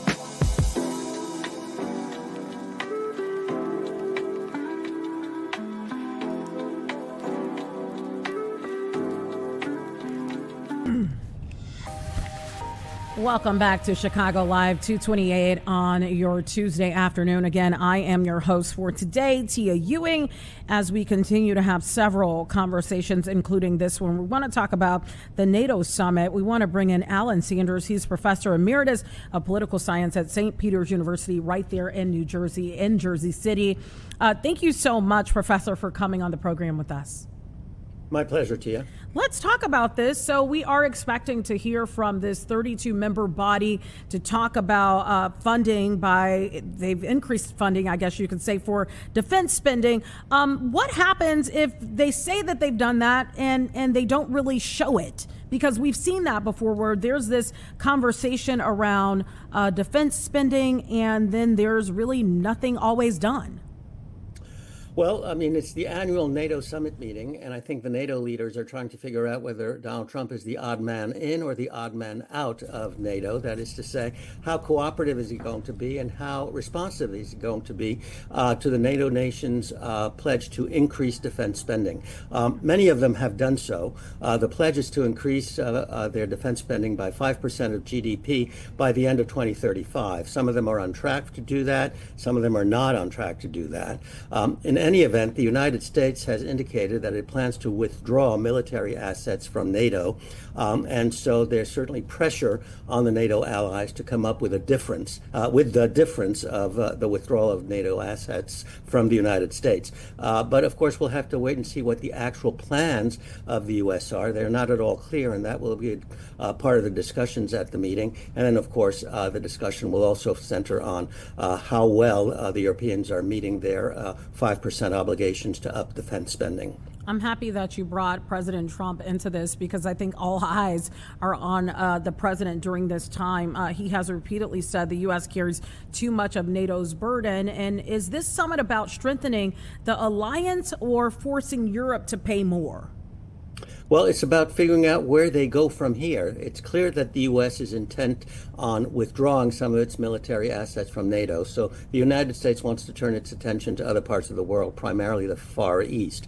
On the other hand, we still have a war going on in Ukraine, and the Europeans are deeply concerned about Russia's intention, not just in Ukraine, but in the wider European sector. And so there's pressure on them to increase spending there. They also want to know, regardless of how the U.S. or how much the U.S. withdraws military assets, how strong a pledge the U.S. Still maintains towards NATO and the European allies. Then there's continuing questions about the Strait of Hormuz. Europe relies much more than the U.S. on oil that goes through the Strait of Hormuz. And so the European allies, the NATO allies, want to press President Trump to figure out what's the latest on opening up the Straits of Hormuz. We had some bad news this morning where 3 ships were targeted in the Straits of Hormuz today. And so that's a big concern that is also going to be a subject of discussion at the NATO summit. I want to go back to Ukraine and Russia because I think it's very important to bring them into the fold of this conversation because we know President Zelensky has been pushing for Ukraine to join NATO. Is this alliance afraid that membership would trigger a direct confrontation with Russia? No, I don't think so, because I don't think that membership for Ukraine is in the offing in the near future. I think the Europeans want to make sure that it retains to be a possibility in the future. They want to maintain that possibility, but I don't think they're intent on bringing Ukraine into the NATO fold right now. They understand that the war is going on. There is every incentive to bring that war to a close, and bringing Ukraine under the NATO umbrella right now would not facilitate bringing an end to that war. Moreover, the Europeans are providing a lot of military aid to Ukraine right now, irrespective of whether Ukraine is in or out of NATO. So the Europeans are doing what they consider to be their part in defending Ukraine because they see defending Ukraine as part of European defense. I want to talk about President Trump. I want to go back to that point that you made there about the president, because we know, again, what happens here. He will be watched closely in that room. Some people say that at times he can be unpredictable. Do you see the U.S., or do, I guess you would say, the other members of NATO see the U.S. as a reliable long-term partner, or are they preparing for a more predictable America? there is great doubt in Europe about whether the United States is a reliable partner. I mean, one should not underestimate that. The president's behavior and his posture toward the Europeans have made them deeply concerned about whether they can trust the U.S. And that's one of the reasons they are upping their defense spending. It's also one of the reasons they want to engage in a more independent foreign policy. There's widespread concern, and in many parts of Europe, there's widespread contempt of President Trump because they believe he is untrustworthy, cannot keep his word, and you don't really know what he's going to do until he actually does it. This is not good for United States foreign policy, of course, but the Europeans are simply on guard, and they really don't know until they actually see what Donald Trump actually puts on the table. At the end of this summit, what would count as success here? Would it be more money, more weapons for Ukraine, stronger unity, or a clearer plan for Russia? Well, I think one thing that would help would be to hear a clear commitment from the United States that the United States is committed to defending its NATO allies and is committed to maintaining a strong presence in Europe, no matter how troops are deployed. There's also an increasing concern exactly as to whether the United States, and this is a different issue that I just want to raise with you very quickly, whether the United States would sell F-35 American jet fighters to Turkey. This is another issue that's a big concern here in the United States. Turkey has been under sanctions and under a ban from purchasing F-35 airplanes from the United States because Turkey has bought and has right now S-400 Russian missile defense systems. The United States imposed a ban on the sale of the F-35s because it was concerned that the S-400 systems that Turkey possesses would be used to spy on American F-35 technology once the F-35s were in Turkish hands. The United States, President Trump has indicated that he may be willing to sell F-35s now, but there's strong opposition in Congress, and in fact there's a law in Congress that says you can't sell those planes to Turkey until it gets rid of the S-400. So that's another big question facing the members of NATO right now. What will the United States do with its F-35 sales? Because the sales of the F-35s, and of course whether Russia can spy on the F-35s, is also a great concern to the European allies because the F-35 is a major weapon system. Yeah, very interesting, that conversation right there. Okay, so let's talk about this. We've talked about Turkey, obviously the USA, Ukraine, Russia. Any other countries that we should be watching that maybe some new intel will come out of this NATO summit? Well, I think everybody is looking at what the United States commitment is in Europe, because in many ways it reflects what the U.S. commitment would be to other countries. And so although the United States wants to shift its attention to the Far East and China, our allies in the Far East, Japan and Australia and South Korea, want to see how the United States deals with its traditional allies to get a sense as to whether they can count on the United States to be a trustworthy partner for them as the U.S. Tries to shift its attention to the Far East. So the whole world really is watching this as to how the United States behave towards its allies, and also how the United States behaves in the Straits of Hormuz, because again, that is an important factor for the NATO allies because they get so much of their petroleum from there. But also, of course, it's a great concern to other countries around the world because, again, it has to do with American commitments, Americans' use of force, and how America negotiates itself out of any conflict. Very, very true. Professor Emeritus of Political Science, Alan Sanders, thank you so much for your time today and really breaking down all of these very important topics. We appreciate you. My pleasure, Tia. Have a great day. All right, you do the same. Stay with us right here on Chicago Live. We'll be right back.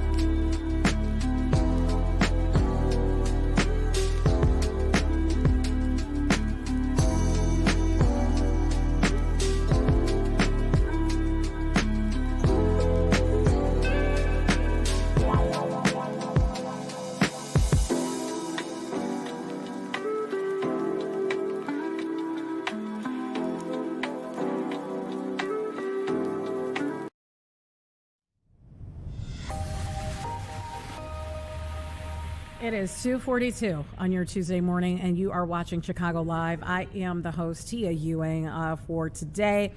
And some people decided to drop out on us. So we got to wing it here about some of the things that we have that will come up on our newscast a little bit later, which one will be my story that I'm covering, which is a special report. Really groundbreaking in what's happening within the Elgin Police Department. I'll admit, I've covered a lot of stories, but this is the first time that I've heard of detectives doing something like this. So there are two detectives there. There is Christopher Hall and Andrew Houghton, who are both detectives right in the Elgin Police Department, and they are still on the job. But at the same time, they have launched a podcast that has been widely successful in terms of receiving tips on cold cases, missing persons cases as well. And so tonight, we kind of follow them through that journey of doing both podcasting work, which is completely new for them, and police work. In addition to that, the Elgin Police Department also has what they call a very technologically savvy kiosk. It's right in the space of, well, the Elgin Police Department is. As soon as you come in, it's right within those doors. And on that kiosk, it's very interactive. You can submit tips, for example. You can actually look at research done on these cases. And so I think it's just really interesting what they're doing, and no other police department so far across the country is doing this. You may hear some of these podcasts from people that are, essentially sleuths that are interested in missing persons cases and investigations, but many times they don't have a police background. And what's really interesting in terms of their podcast, it's called Somebody Knows Something. They have seen 350,000 downloads. They just created this in 2025. And it's just interesting, all the tips and everything that have come in to the police department as a result of both of these technology, I guess you could call a podcast technology as well in some respects, having both of these working together. So with that being said, the department says since the kiosk has been created there right in the entryway of their police department, they've received around 500 interactions, meaning people walking up to the kiosk, interacting with it, looking at different stories. And then from that, they've received about 90 tips of different cases.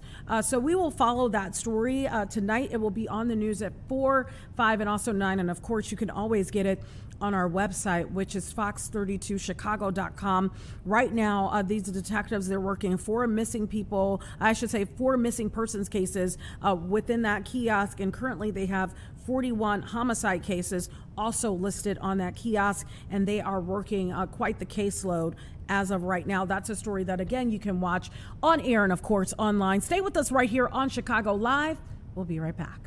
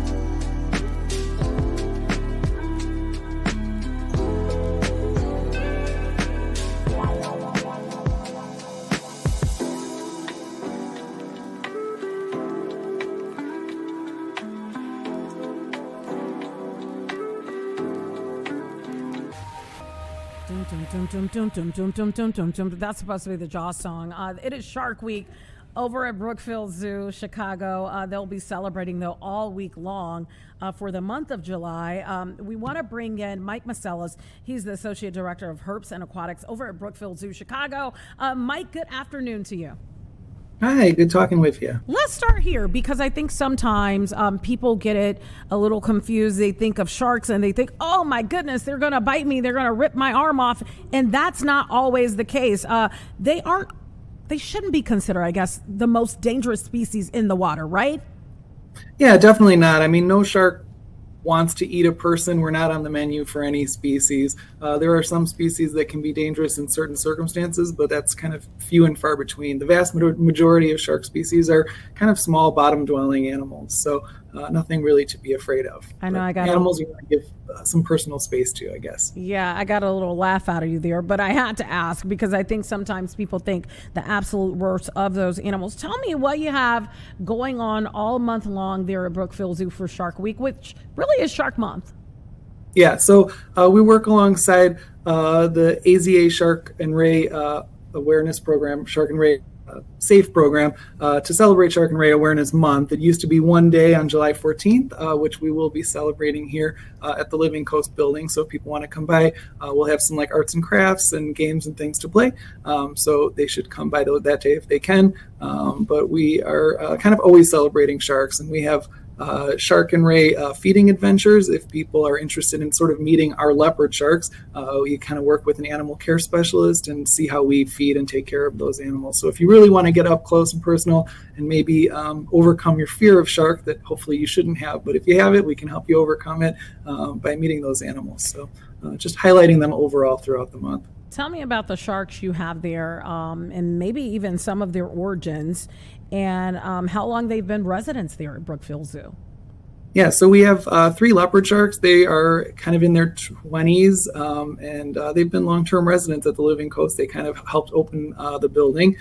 We also have swell sharks and horn sharks, which are sort of bottom-dwelling animals.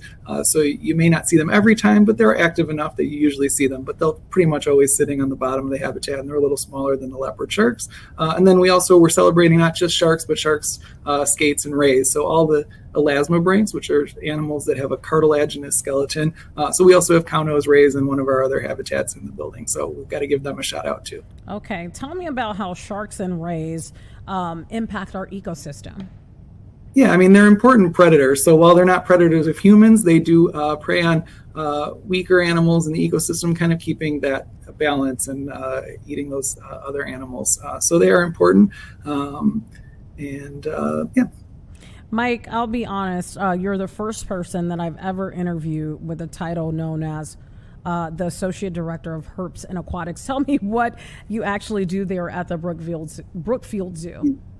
So I work with our teams that take care of our herpetology collection. So that's reptiles, amphibians, and then also fishes and invertebrates. So like our sharks and rays and our butterflies. So kind of a gamut of the animals that are not furry, I guess. Tell me, I'm looking at this and it says below are some fascinating facts for Shark and Ray Awareness Month. Give us some of those facts that maybe we don't know that you think would be beneficial for our audience to learn today. Yeah, I think one of the cool things is sharks and rays breed in a lot of different ways and have babies in a lot of different ways. So I think the theme of the month is Fins of the Future. So we're kind of learning a lot about how sharks reproduce. Some will have live babies the way we do. Some will have eggs that will hatch internally and then they'll have live babies. And others will have mermaid purses. So here's like an example here of a mermaid purse from a swell shark. So you can see it, they're fashionistas. They've got the shark will sort of develop in this. It's basically like an egg. There'll be a yolk. And then there's sort of these like tendrils here that will help attach it to the substrate or plants and things in the wild. Yeah, so they'll develop this way, some species. So sharks kind of do a lot of different interesting things in terms of how they reproduce, but they're also fashionistas because they make these little purses. So if you're on a beach, sometimes you'll see these. This one's from a swell shark, but there's also mermaid's purses from skates as well, so they're relatives. Talk about that. You mentioned that mermaid purse there. For us humans that give birth, oftentimes 9 months, sometimes slightly a little more. What is the gestation period for a shark? It really depends on the species. There's thousands of species of sharks and rays, so some of them will have a gestation that's about the same as ours. Like houndnose rays can be 11 or so months, and then they'll have a live birth.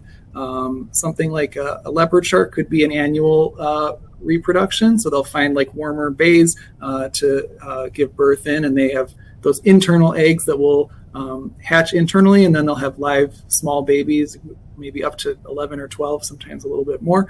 So every shark and ray does it differently, I guess. Yeah, just like humans. Sometimes we give birth earlier. Talk about their different techniques to eat, because when I read this, I said, what? But it kind of makes sense. Yeah, so most of them are going to be carnivores in some capacity, or else there'll be some detritus. There's one species called a bonnet head shark that maybe eats a little bit of like seaweed. But the vast majority are going to be carnivores of some kind. So they're going to be eating small fishes and invertebrates. But others, like the great white shark that everyone knows, those will eat marine mammals often. So seals and sea lions. So they have as many different dietary preferences as there are species. I saw this and thought it was really interesting. Leopard, swell, and horn sharks are bottom feeders. They use a suction technique to capture and eat prey. How does that work? Like a straw? Pretty much, they'll just kind of like open their mouth and then draw in their prey that way. So it's just more about using that pressure of opening your mouth really wide and sucking up the prey that you're trying to grab. I think another interesting fact is that they are bottom dwellers. I think so many people think that all sharks have to swim constantly to breathe, and that's not actually the case. So if you see the sharks laying at the bottom of the habitat here, they're probably okay. They just rest that way. But there are some species that are called ram ventilating sharks that do have to swim constantly to sort of push water over their gills and continue to breathe. Talk about sharks and really what their main role is in different water environments. What do they do differently than any other fish in the water? I mean, I think they're just interesting because they are sort of this more primitive group, I guess you might say. They're elasmobranchs. So whereas every other fish in the sea other than elasmobranchs is like a bony fish, they have a skeleton a lot like ours. Elasmobranchs will have a skeleton that's made of cartilage. So that kind of separates them from the other fish in the sea. And I think just their role as like important predators is usually kind of what makes them stand out, I guess, in an ecosystem. But they're just part of the greater whole. All right. Well, Mike Maselis, tell us finally, where can people go? Maybe they're on the hook now, no pun intended, and they want to check out Shark Week. Where can they go to learn more? Yeah, absolutely. They should come visit us here at Brookfield Zoo, Chicago. Check out our website if you really want to get up close and personal with our leopard sharks. We do have those shark feeding adventures. And if they're able to join us on July 14th, we'll be having kind of a small celebration at the Living Coast building. All right, perfect. I hope you've enjoyed your time with us. I thought we had a good time. Mike Maselis, Associate Director, Herps and Aquatics at Brookfield Zoo, Chicago. We appreciate you coming on Chicago Live. Thank you so much. Great chatting with you. All right. Yeah, it was a time, wasn't it? All right, we're going to have more of a time right here on Chicago Live. Don't go anywhere. We'll be right back after this short break.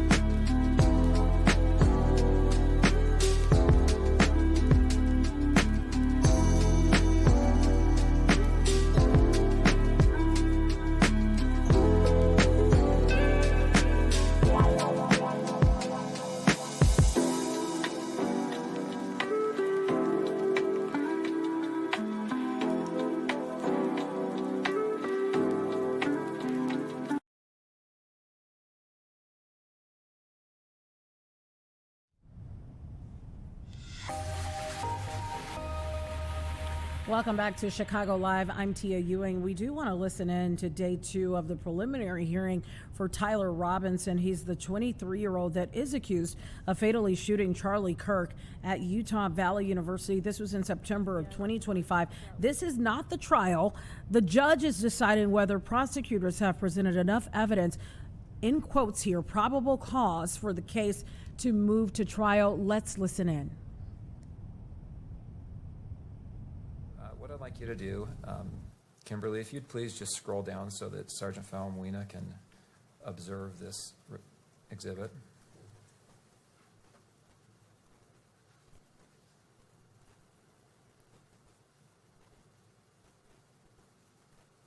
If I can have just a moment.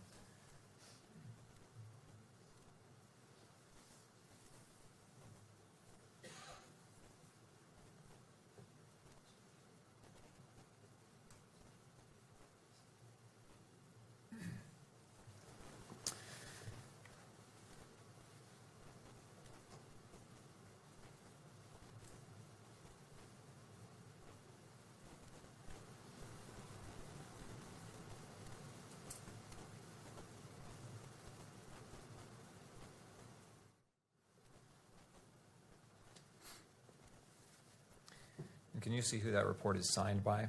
Yes. Who's that? Amanda Baker, I'm assuming is how you pronounce your last name. Is that, in fact, the report that you received documenting the testing results on these items and some other items from Yes. the FBI? Sorry, yes. And does it appear to be in an accurate condition as to how you received it? Yes. I'd move the admission of State's Exhibit 31. Defense? No additional objection. All right, so I'll note the standing objection, and as it relates to admission, what is your request as to publication? I'd move this admission and its publication both to the court and to the public. All right. Anything further, Mr. Burt? No. All right. The court will admit State's Exhibit 31 into evidence and allow publication of this exhibit to the gallery and to the monitor on screen in the courtroom and for the camera to broadcast. Okay, if you'll go to, Kimberly, if you'll scroll down to, still on page 1, where the screen will show items 7 and 8. Sergeant Falmuina, do you see the lines there that say item 7, that line? Yes. And will you read that portion of the report that describes what item 7 is? Item 7, towel from around Mauser rifle, serial number 8863. And there's also some other identification numbers. Is that the towel that you found with the rifle that day? Yes, it On is. September 10th? Yes. Item 8, will you read what that says is a description of item 8? Item 8, screwdriver from perch. And is that the screwdriver that you described that was collected from the rooftop? Yes. Okay. If we can go to page 3 of 6, please. Will you, item 7, sub 1, will you please read the result there from the title item 7 until the word contributors?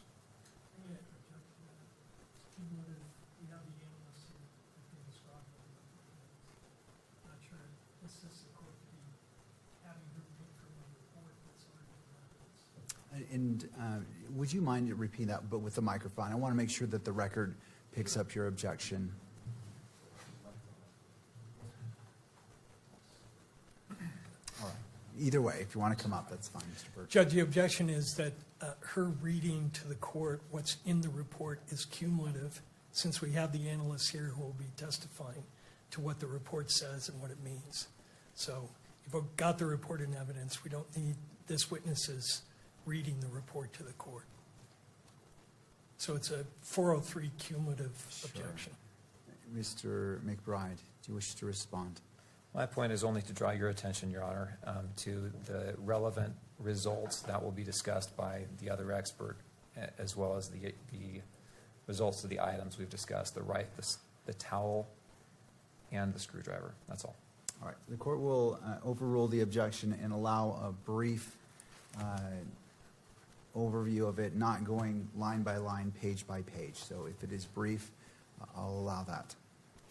Thank you. So if you'll read item 7.1 to the word contributors at the top of that page, if you will. Yes. Male DNA was obtained from item 7 sub 1. Item 7 sub 1 was interpreted as originating from two individuals, one of whom is Twiggs. The DNA results from item 7 sub 1 are 1.7 octillion times more likely if Twiggs and T. Robinson are contributors than if Twiggs and an unknown, unrelated person are contributors. Thank you. Let's skip down to item 8.1. Do you see that bolded and underlined line there? Yes. And this is relating to swabs of the handle area of the screwdriver. Is that right? Yes. Will you read those same two paragraphs there? Male DNA ending with contributors. Male DNA was obtained from item 8 sub 1. Item 8 sub 1 was interpreted as originating from two individuals, one of whom is Twiggs. The DNA results from item 8 sub 1 are 30 quintillion times more likely if Twiggs and T. Robinson are contributors than if Twiggs and an unknown, unrelated person are contributors. Okay, thank you. A couple of foundational questions before we finish for now. First off, do you know who Twiggs is? Yes. Who is Twiggs? Twiggs is Lance Twiggs. He was a roommate of Mr. Tyler Robinson. And do you know if Lance Twiggs' DNA was obtained for comparison in this test? Yes, it was. And how was that DNA obtained? It was obtained by law enforcement officers. And was that by a buccal swab? Yes. What is a buccal swab? A buccal swab is basically like a Q-tip or a swab that we'll just place in someone's mouth and just scrub the inside of their mouth to obtain the cells. And then that Q-tip is then packaged and sent to the lab for testing and comparison? Yes. And was the defendant, Tyler Robinson's DNA, also collected in the same manner? Yes, it was. Okay. Thank you. Nothing else. Right. Mr. Burt, cross-examination. I'd like to reserve the right to cross-examine after the witness completes their testimony after the following. Oh, would you mind grabbing the microphone? I just want to make sure what you say is on the record.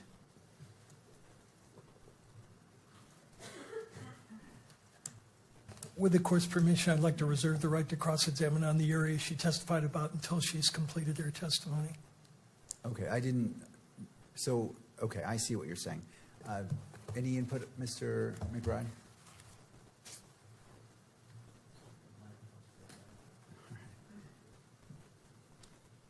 Your Honor, that's what we expected to happen. We discussed this beforehand. We stipulate. All right, that's fine.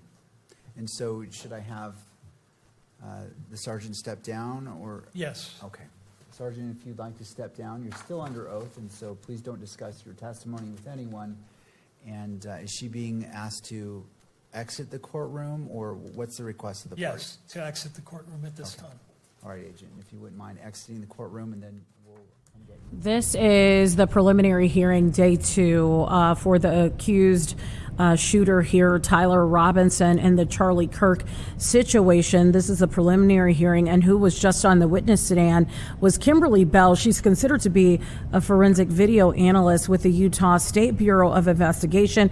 She was there testifying about surveillance and security video collected from Utah Valley University and helping to authenticate and explain how investigators compiled the footage tracking Tyler Robinson's movements before and after the shooting. Her testimony was focused on the evidence itself rather than offering eyewitness accounts. And you'll remember all of this is happening right now for the judge to decide if indeed there's enough evidence for the case against Tyler Robinson to proceed to trial. Again, we've been listening in as different witnesses have gone to the witness stand. We have another witness that's approaching that stand right now. You can stay with us right here on Chicago Live. We will continue to follow more stories, including Trump accounts. We know that was announced on Monday from President Trump himself. Starting on July 4th, Americans are able to begin contributing to the newly established Trump accounts. We're going to talk to the Chief Investment Officer at Goldstone Financial Group right after this break. Stay with us.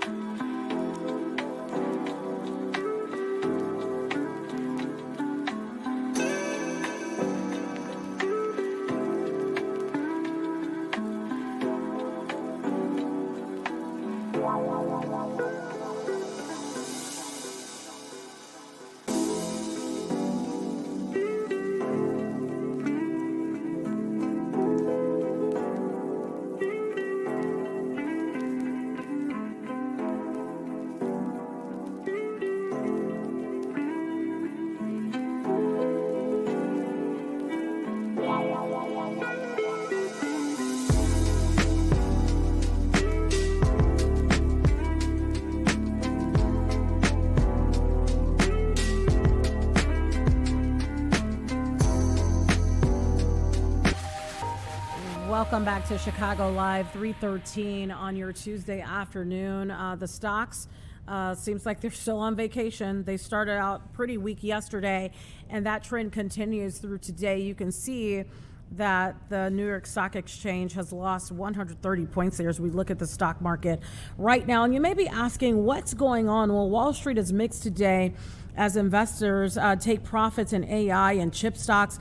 They weigh rising oil prices. This is tied to the Middle East tensions there, and they look ahead to the Fed's next move on interest rates and also what's driving the market today. Very interesting what's happening here. Tech stocks are pulling back.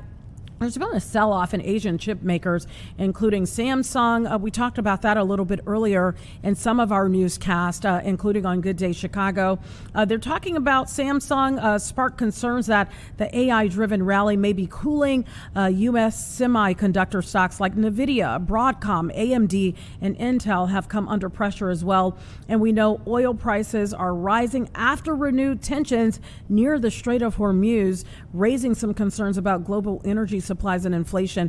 And investors are awaiting, again, the Federal Reserve's meeting minutes, hoping for some clues here about whether interest rates could be cut later this year. That hasn't happened yet under this new Fed chair, but of course, a lot of people are eyeing it to see what is going to happen there. And the Dow remains relatively resilient, while the NASDAQ is weaker because it's heavily weighted toward technology companies, which is what we are seeing as of today. So, of course, we are all eyeing our money, and we will continue to do so. Stay with us right here on Chicago Live. We're coming back, and we're going to talk about these Trump accounts that babies born between 2025 and 2028 are eligible for. If you're born between those years, you get an automatic deposit of $1,000 from the federal government, but the accounts are available to any child under the age of 18. We're going to talk to an expert all about it right after this break.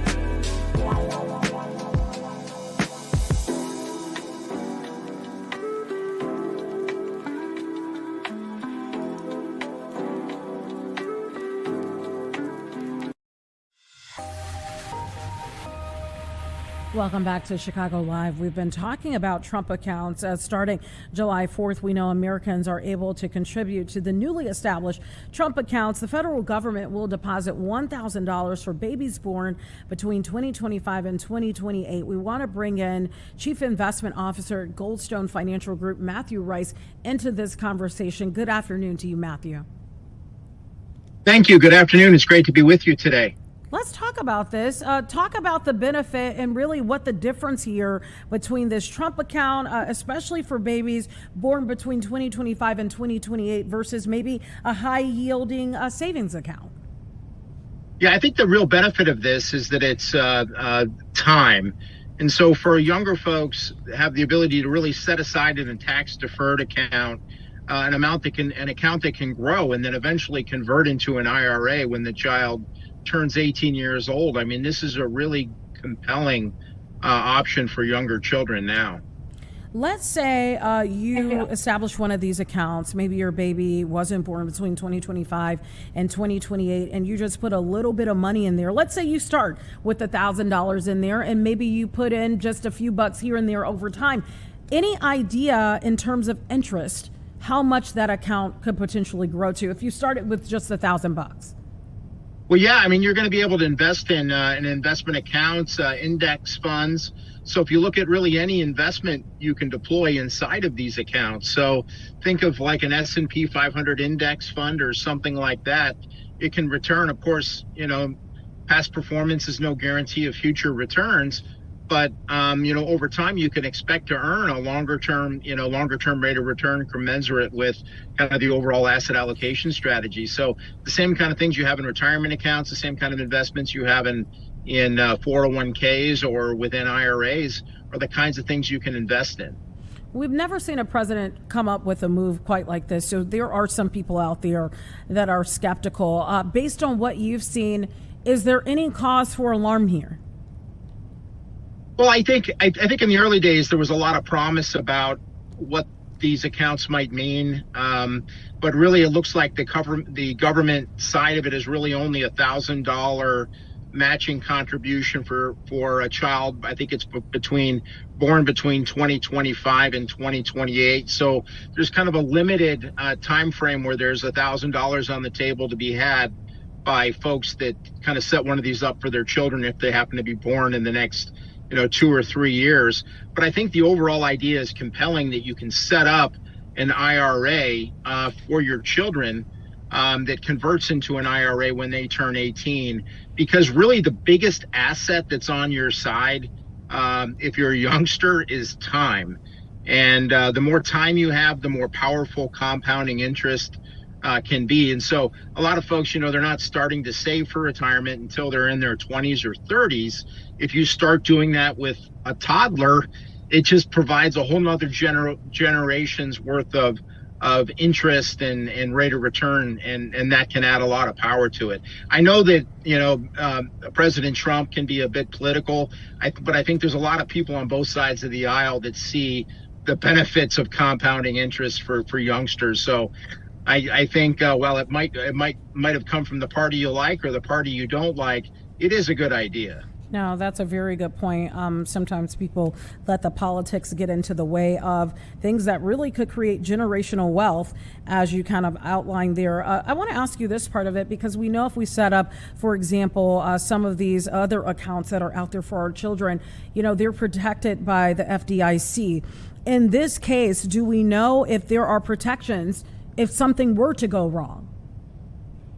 Well, I think the account itself is just a structure. You can put anything inside of it, and if you put a money market account or a very conservative money market type of fund, it is very low risk that anything could happen. I mean, even with while there might be something like an FDIC guarantee with a CD, even that's subject to the FDIC being able to step in and backstop something. So I guess it's a long way of saying nothing is 100%, but you really, as the parent, have the ability to decide the type of risk posture you want to have for an account like this. And again, because it's for your child who's maybe 1, 2, or 3 years old, you have multiple decades. So if there's a bear market next year, or when there's a bear market, it's not if, there's going to be another bear market.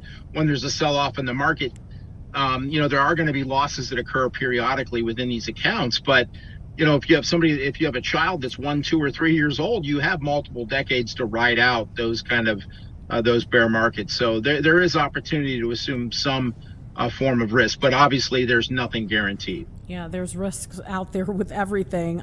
Let's say you have a child right now. Maybe that child is 2, 3, 4 years old. What would you say would be the best? Maybe you're thinking, I don't want to do a Trump account. What would you say would be the best start to give them a great start as an adult, in some years from now?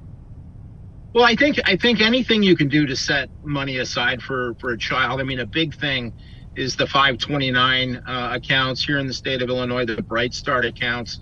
These are powerful savings vehicles that allow you to save for their college education, which are also, you can often get a tax deduction in the state of Illinois for state income tax for doing that. And they're also very friendly from a tax deferred process. And so that's another potential vehicle. Another one is just setting funds aside. Like, you can keep them in your own name, but just saving for a rainy day for your children is something that's generally always a good idea to be doing, whether it's inside of one of these more tax advantageous account or outside of that account.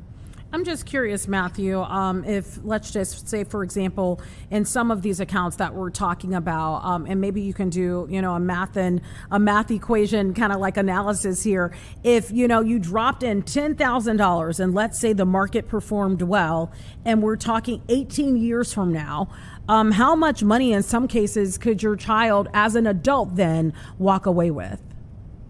That's a great question. I mean, there's something called the rule of 72. That's a very mathematical, very easy to do calculation. But if you divide 72 by your rate of return, that's the number of years it takes for your money to double. So if you think about, you have $10,000 and you earn a 10% rate of return, that means it's going to double every 7 years. So if you do the math on that, that's within 21 years, you're going to double 3 times. So 10,000 becomes 20,000 becomes 40,000. So that's a very powerful, quick math problem you can always do when you're talking about compounding rate of return. Absolutely. I appreciate you outlining all of those for us. Any final words, as we talk about children and think about investing in their futures, any final words there on the money front? Well, I would just say that, our children are our most important resource, and investing in them, in terms of their love and their care is very important, but also investing in their financial future is really, really important. I think when you look at the demographic trends over the coming decades, it's going to be very hard for programs like Social Security and Medicare to continue to finance the next generation or multiple next generations. And that's why I think it's even more important now to think about their financial future.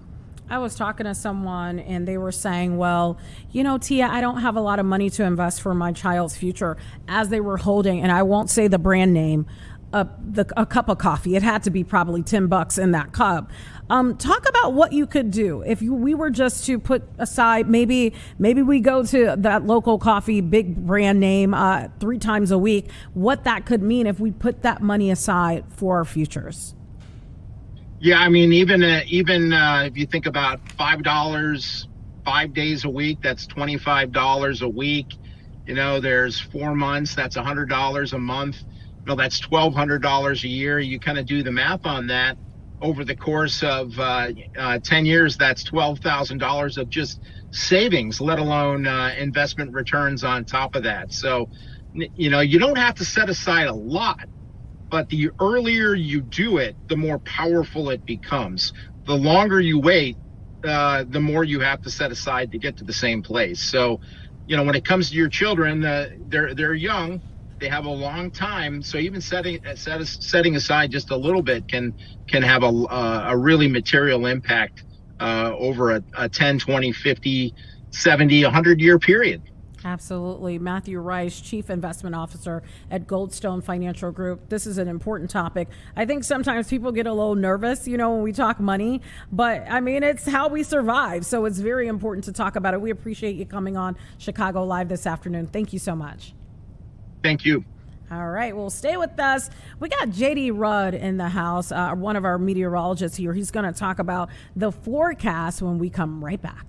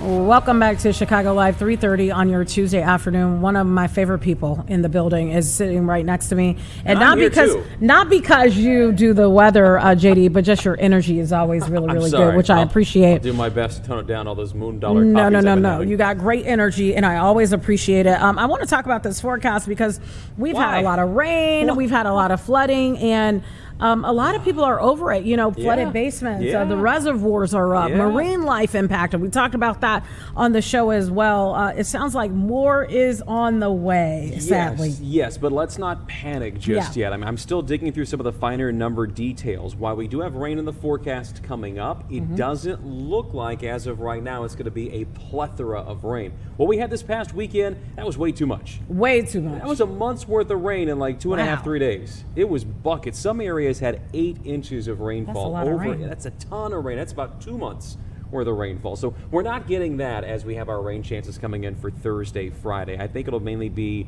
lighter rain amounts, and there's a decent shot. Some areas don't get much anything. Okay, we'll take that. Before we get there, let's talk about today. Okay, let's talk about it. It's been beautiful. I haven't experienced it.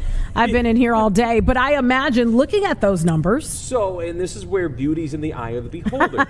Sunday was 76. Yesterday was 80. Now today we're seeing 83, 84, 86, 87. So for some folks, this is going to be a little bit warm. The humidity hasn't crept up just yet. It's a little sticky. I mean, it's not super humid like last week, but it's a little bit sticky. Okay. That humidity is going to go up tomorrow. Temperatures are going to go up tomorrow. It'll be close to 90 in most cases. Feels like values around 95. Yeah, I know it's going to get a little bit hotter tomorrow. You saw my face. I'm like, wait, what? What? It is July around here, so we're going to get to that point where it starts getting hot and humid once again. We're stair-stepping our way into it. Now, yesterday we had all kinds of sunshine, buku, wall-to-wall sun. Same thing today. There is a little storm feature. You can kind of barely see it there under our Weather Authority logo in portions of Minnesota. We'll keep our eyes on that. That's a developing system. That's going to roll through Wisconsin for tomorrow. There is a small chance that late tomorrow night Maybe a shower or two drifts into McHenry County, Lake County, Illinois. That would be after 10, 11 o'clock at night if it makes it that far. Okay, and hopefully people will be asleep. Yes. The lawn will be pleased, Yes. and it'll be all she wrote. Nobody will and even that's remember it it. happened. I want to talk to you because we did start off talking about some of this crazy rain. I call it crazy rain. Yeah. That we had that lasted, felt like 2 days. I Yes, think it's about yes. 2 days that it was raining. How has the drought monitor responded to this? So Are we in a here's- better position than we have been in the So past? the drought report comes out every Thursday, and when it comes out on Thursdays, it doesn't take into account what happened the past couple of days prior to that. So the most recent one that we have is from this past Thursday, which didn't take into account any of the rain that has fallen here in the month of July. Okay. So we won't really know for sure until 2 days from now when the new New one report comes comes out. out, and that takes into account everything. At last check, our northern Illinois counties were still considered abnormally dry. Really? Given the fact that we had 8 inches of rain in a couple of days, I got a funny feeling ain't nobody going to be abnormally Yeah, dry anymore. yeah. We're going to be doing just fine. Now, I showed some numbers yesterday, digging through the stats. We've gone this ebb and flow. We had a couple of months this year. No pun intended. Well, yes, there's been a lot of flow and just a little bit of ebbing in some cases. February, we had only just over a tenth of an inch of moisture for the entire Wow. month. That was it. And then May was a dry month as well. So we're kind of balancing things out a little bit. The graphic popped up here. Yeah, what's this about? This is for tomorrow. If we can shift gears and just change and talk about it since it's up here real quick.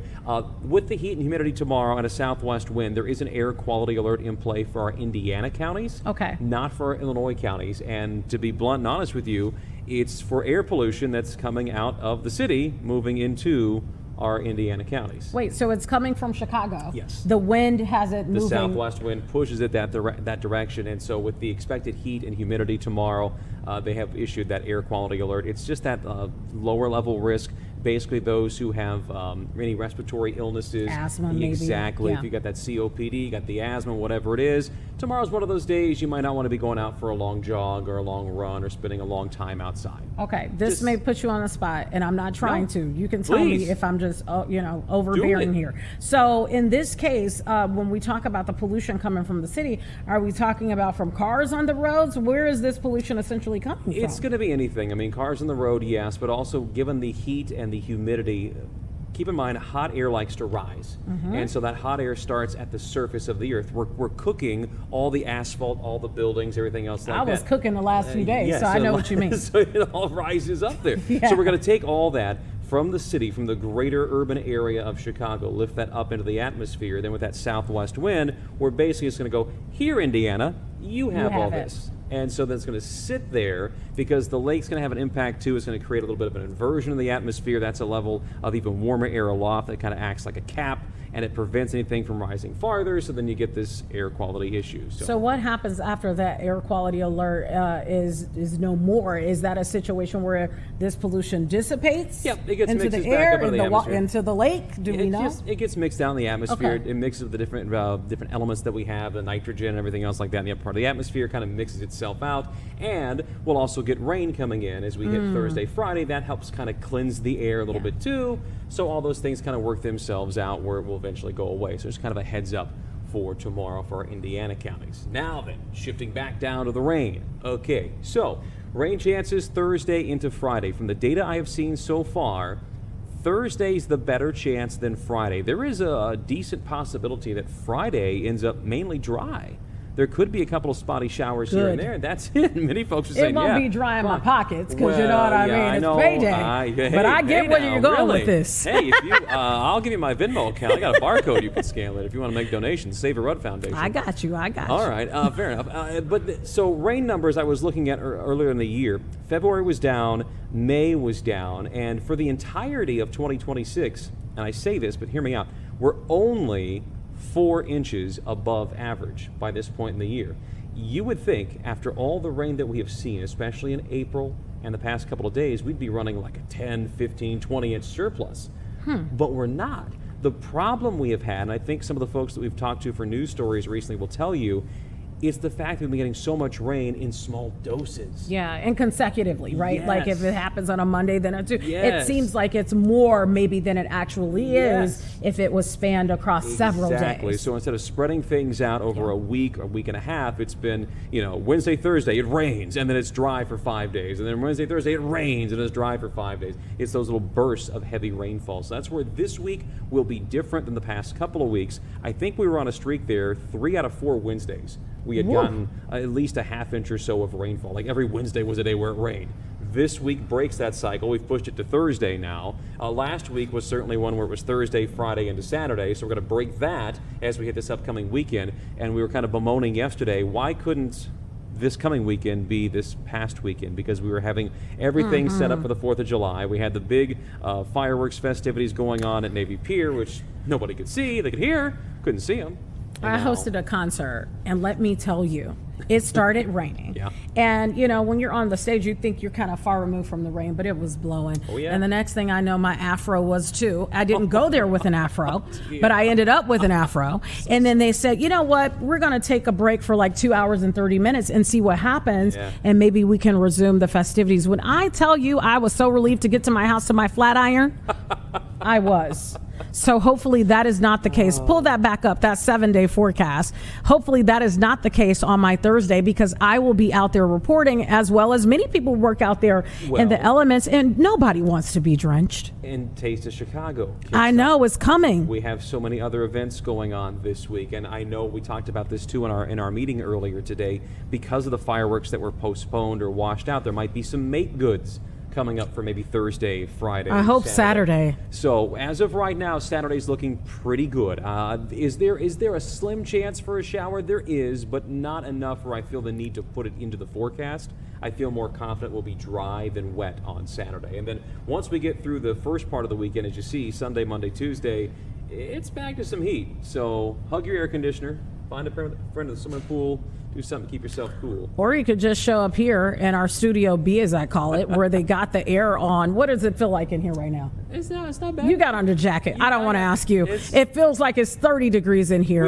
We are on ice. AC, or just the meat. Yeah, we should. Studio AC is where we are. Hey, I got a question for you. You mentioned the Taste of Chicago. I went last year. I love the Taste of Chicago. I've been going since I was a little kid. It's obviously dwindled down from the way it used to be. But if you had to pick a #1 Chicago food that you had to go out and get, like, I don't know, tomorrow, for lunch, for dinner, what would you pick? What's your go-to Chicago-based food? Italian beef. Dipped? Do you like it with the juice? Yes, I do. Oh, you my type of guy. Yeah, okay, we cool then. Man, I thought you were cool, but you just proved it. Dipped with the juice, my man. All right. Well, stay tuned right here to Chicago Live. What are we gonna say? It's not a meal unless you get some on you too. You gotta. All of that. All of that. So many Man, ties. I could taste that right now. I've had nothing to eat today, so. Get this. A cheese Danish. That was pretty good. Thank you, Perry, for going. No, Sasha went to get it. Sasha, the producer of these last few hours, went to get it for me. Sasha, you are amazing. But yeah, that would be my go-to as well. Dipped. Yeah. All that juice, the bread is soggy. Stay with us right here on Chicago Live. Maybe that's your dinner plans. We'll be right back.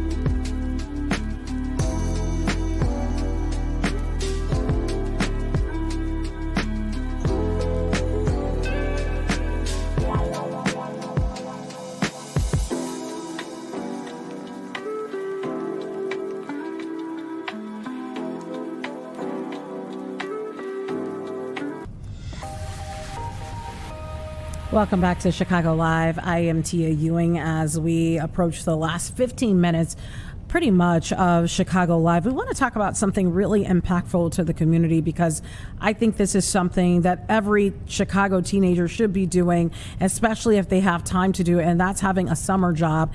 And actually this summer, 110 Chicago teens are spending their break. They're not only earning a paycheck here, but they're building confidence, skills, and connections that can shape their futures.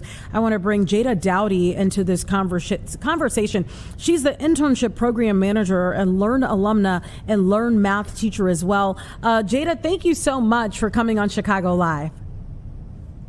Thank you so much for having me. Tell me about the program and really some of the lives that are being impacted by it.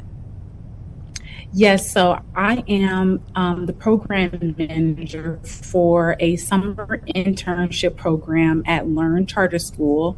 And Learn Charter is actually my alma mater. I graduated from Learn Charter School, Romano Butler campus in 2010. And so it's a really special program because we provide internship opportunities for alum of Learn, and they are placed across the city of Chicago. And it is a paid internship experience. Nothing like getting that paycheck on a Friday. I know you can understand that. Tell me about some of the positions that they're getting and learning right now and exploring at the same time. Yes, so we have currently over 100 interns that are a part of the internship program, and we partner with businesses, local businesses, as well as even some of our interns are placed with some of the elected officials. So we have some, with state senators, state representatives, aldermen and alderwomen. They have really special, experience and once in a lifetime experiences with them. We also have some placed with even some of the local hospitals, and they're a part of a pharmacy program. So the placements range, but the experiences that they gain is just priceless. Tell me about these teens that are participating, and if this was not there and available to them, what their outcomes could possibly be. Yeah. So I would say Learn Charter School's mission is to provide the academic foundation and ambition to earn a college degree. So we really pride ourselves on making sure that children and scholars have the ambition to not just go to college, but also graduate from college and be able to access and have access to spaces that they don't normally and would not normally have access to. So we want to make sure that we are exposing them to different environments, and without the internship program, they may not have a positive story. And we want to make sure, like I said, that they have access to those spaces and that they have mentors along the ride with them during those experiences, because ultimately they, will be able to lean on them when they are ready to enter into those to that workspace. I really appreciate that, because sometimes you get there, maybe the job isn't exactly what you expected it to be, and sometimes you need, that extra shoulder to lean on. My follow-up question to what you just said there, is this summer internship program available strictly for just Learn Charter School students? So yes, it is currently only available for Learn Charter School network students and those who have graduated from our school. Talk about when this program started and really how effective that it's been over the years.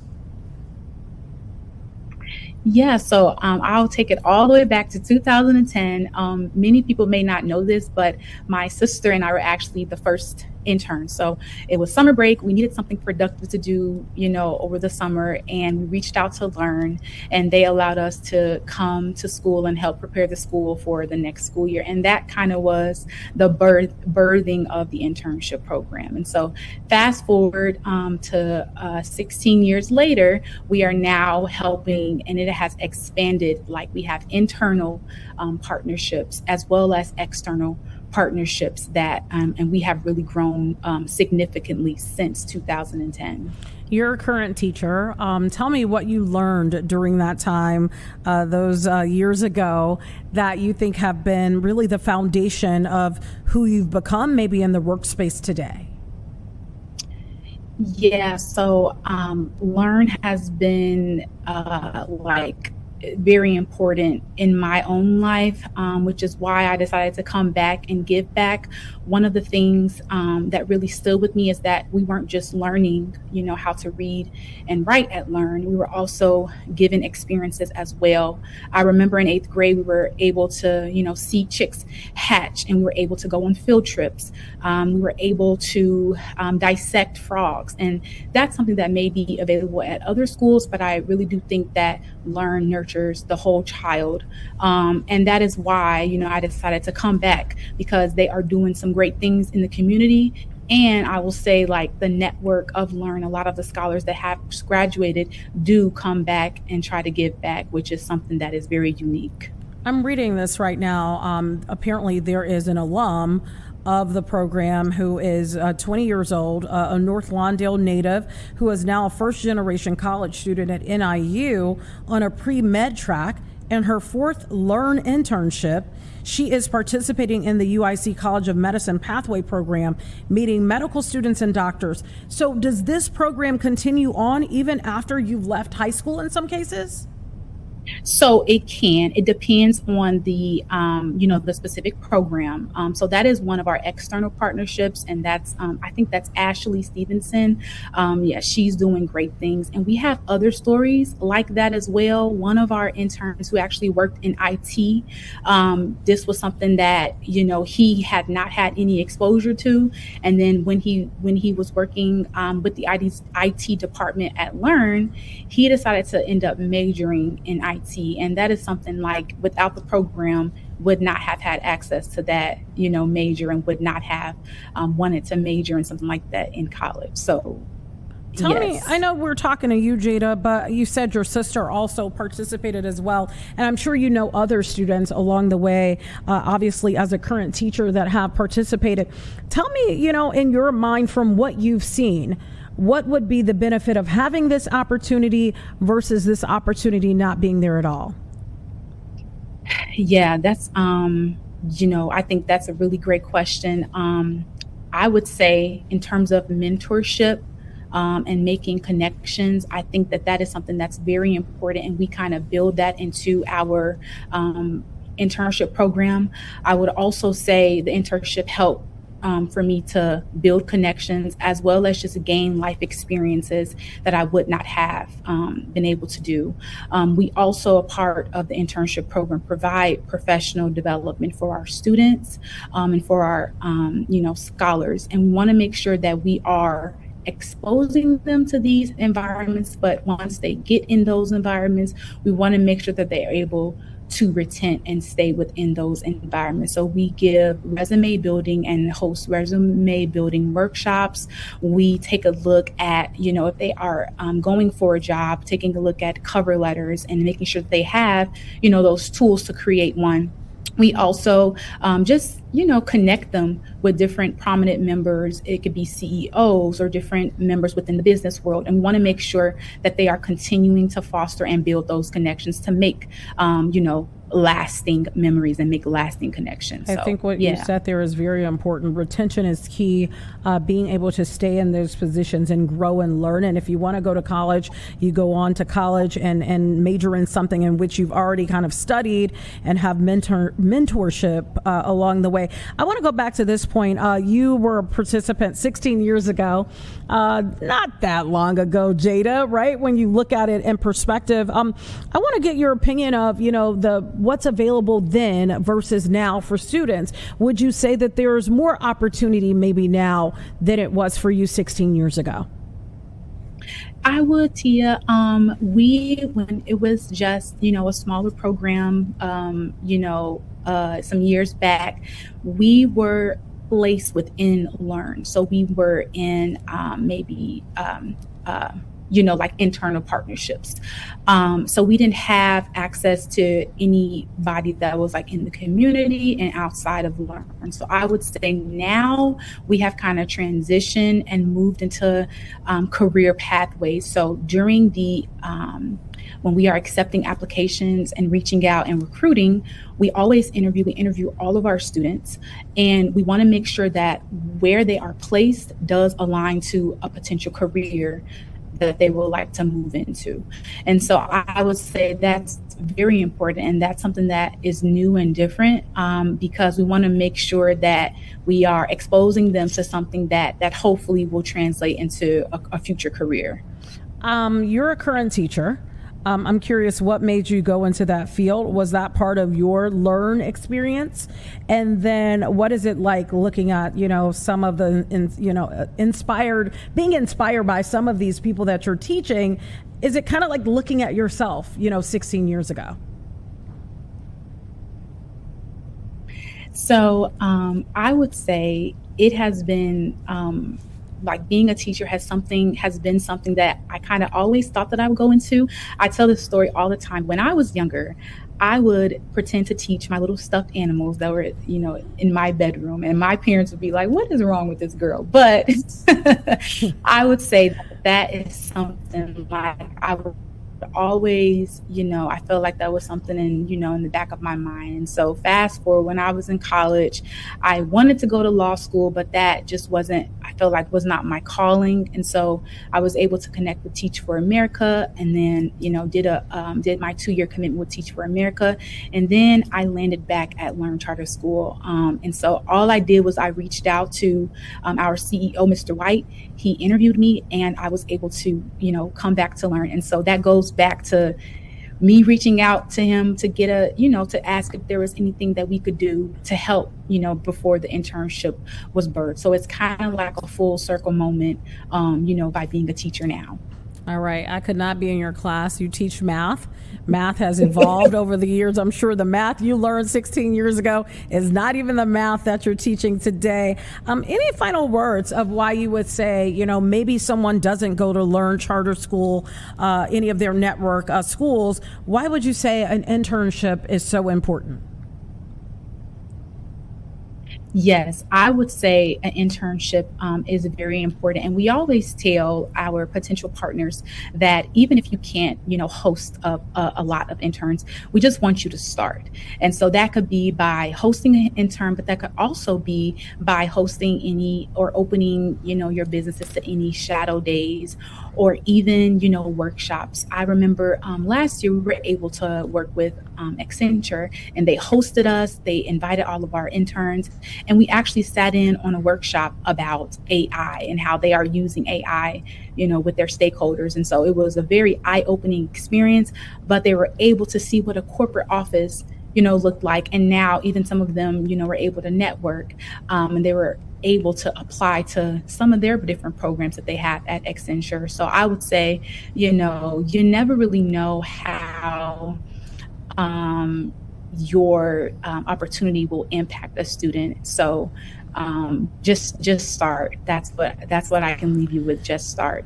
And I'll also want to have I want to add my little caveat to you, if that's okay. That's fine. If you are working, or if you are interested in partnering with us, you're able to reach out in terms of hosting interns. You're able to reach out to our director of high school placement, Miss Christina Page. So, we're always looking for new opportunities and partners. I was going to ask you about that, and you beat me to it. Well, Miss Dowdy, because I'm sure that's what your students call you. I was going to say you got another month off, but it sounds like you're still working throughout the summer with this internship program, being the manager. Jada Dowdy, thank you so much for coming on Chicago Live. You've been a lot of fun, and I think this is always an important topic to talk about, especially when, oftentimes on the news, the traction that teens get is usually the bad stuff, not the great stuff that students are doing. So thank you so much for your time today and coming on. All right. Thank you so much, Tia. Have a great evening. All right. Ms. Dowdy, the math teacher over at Learn Charter School Network. Thank you so much for that. Stay with us right here on Chicago Live. We just have a few minutes left with you, and we'll be right back.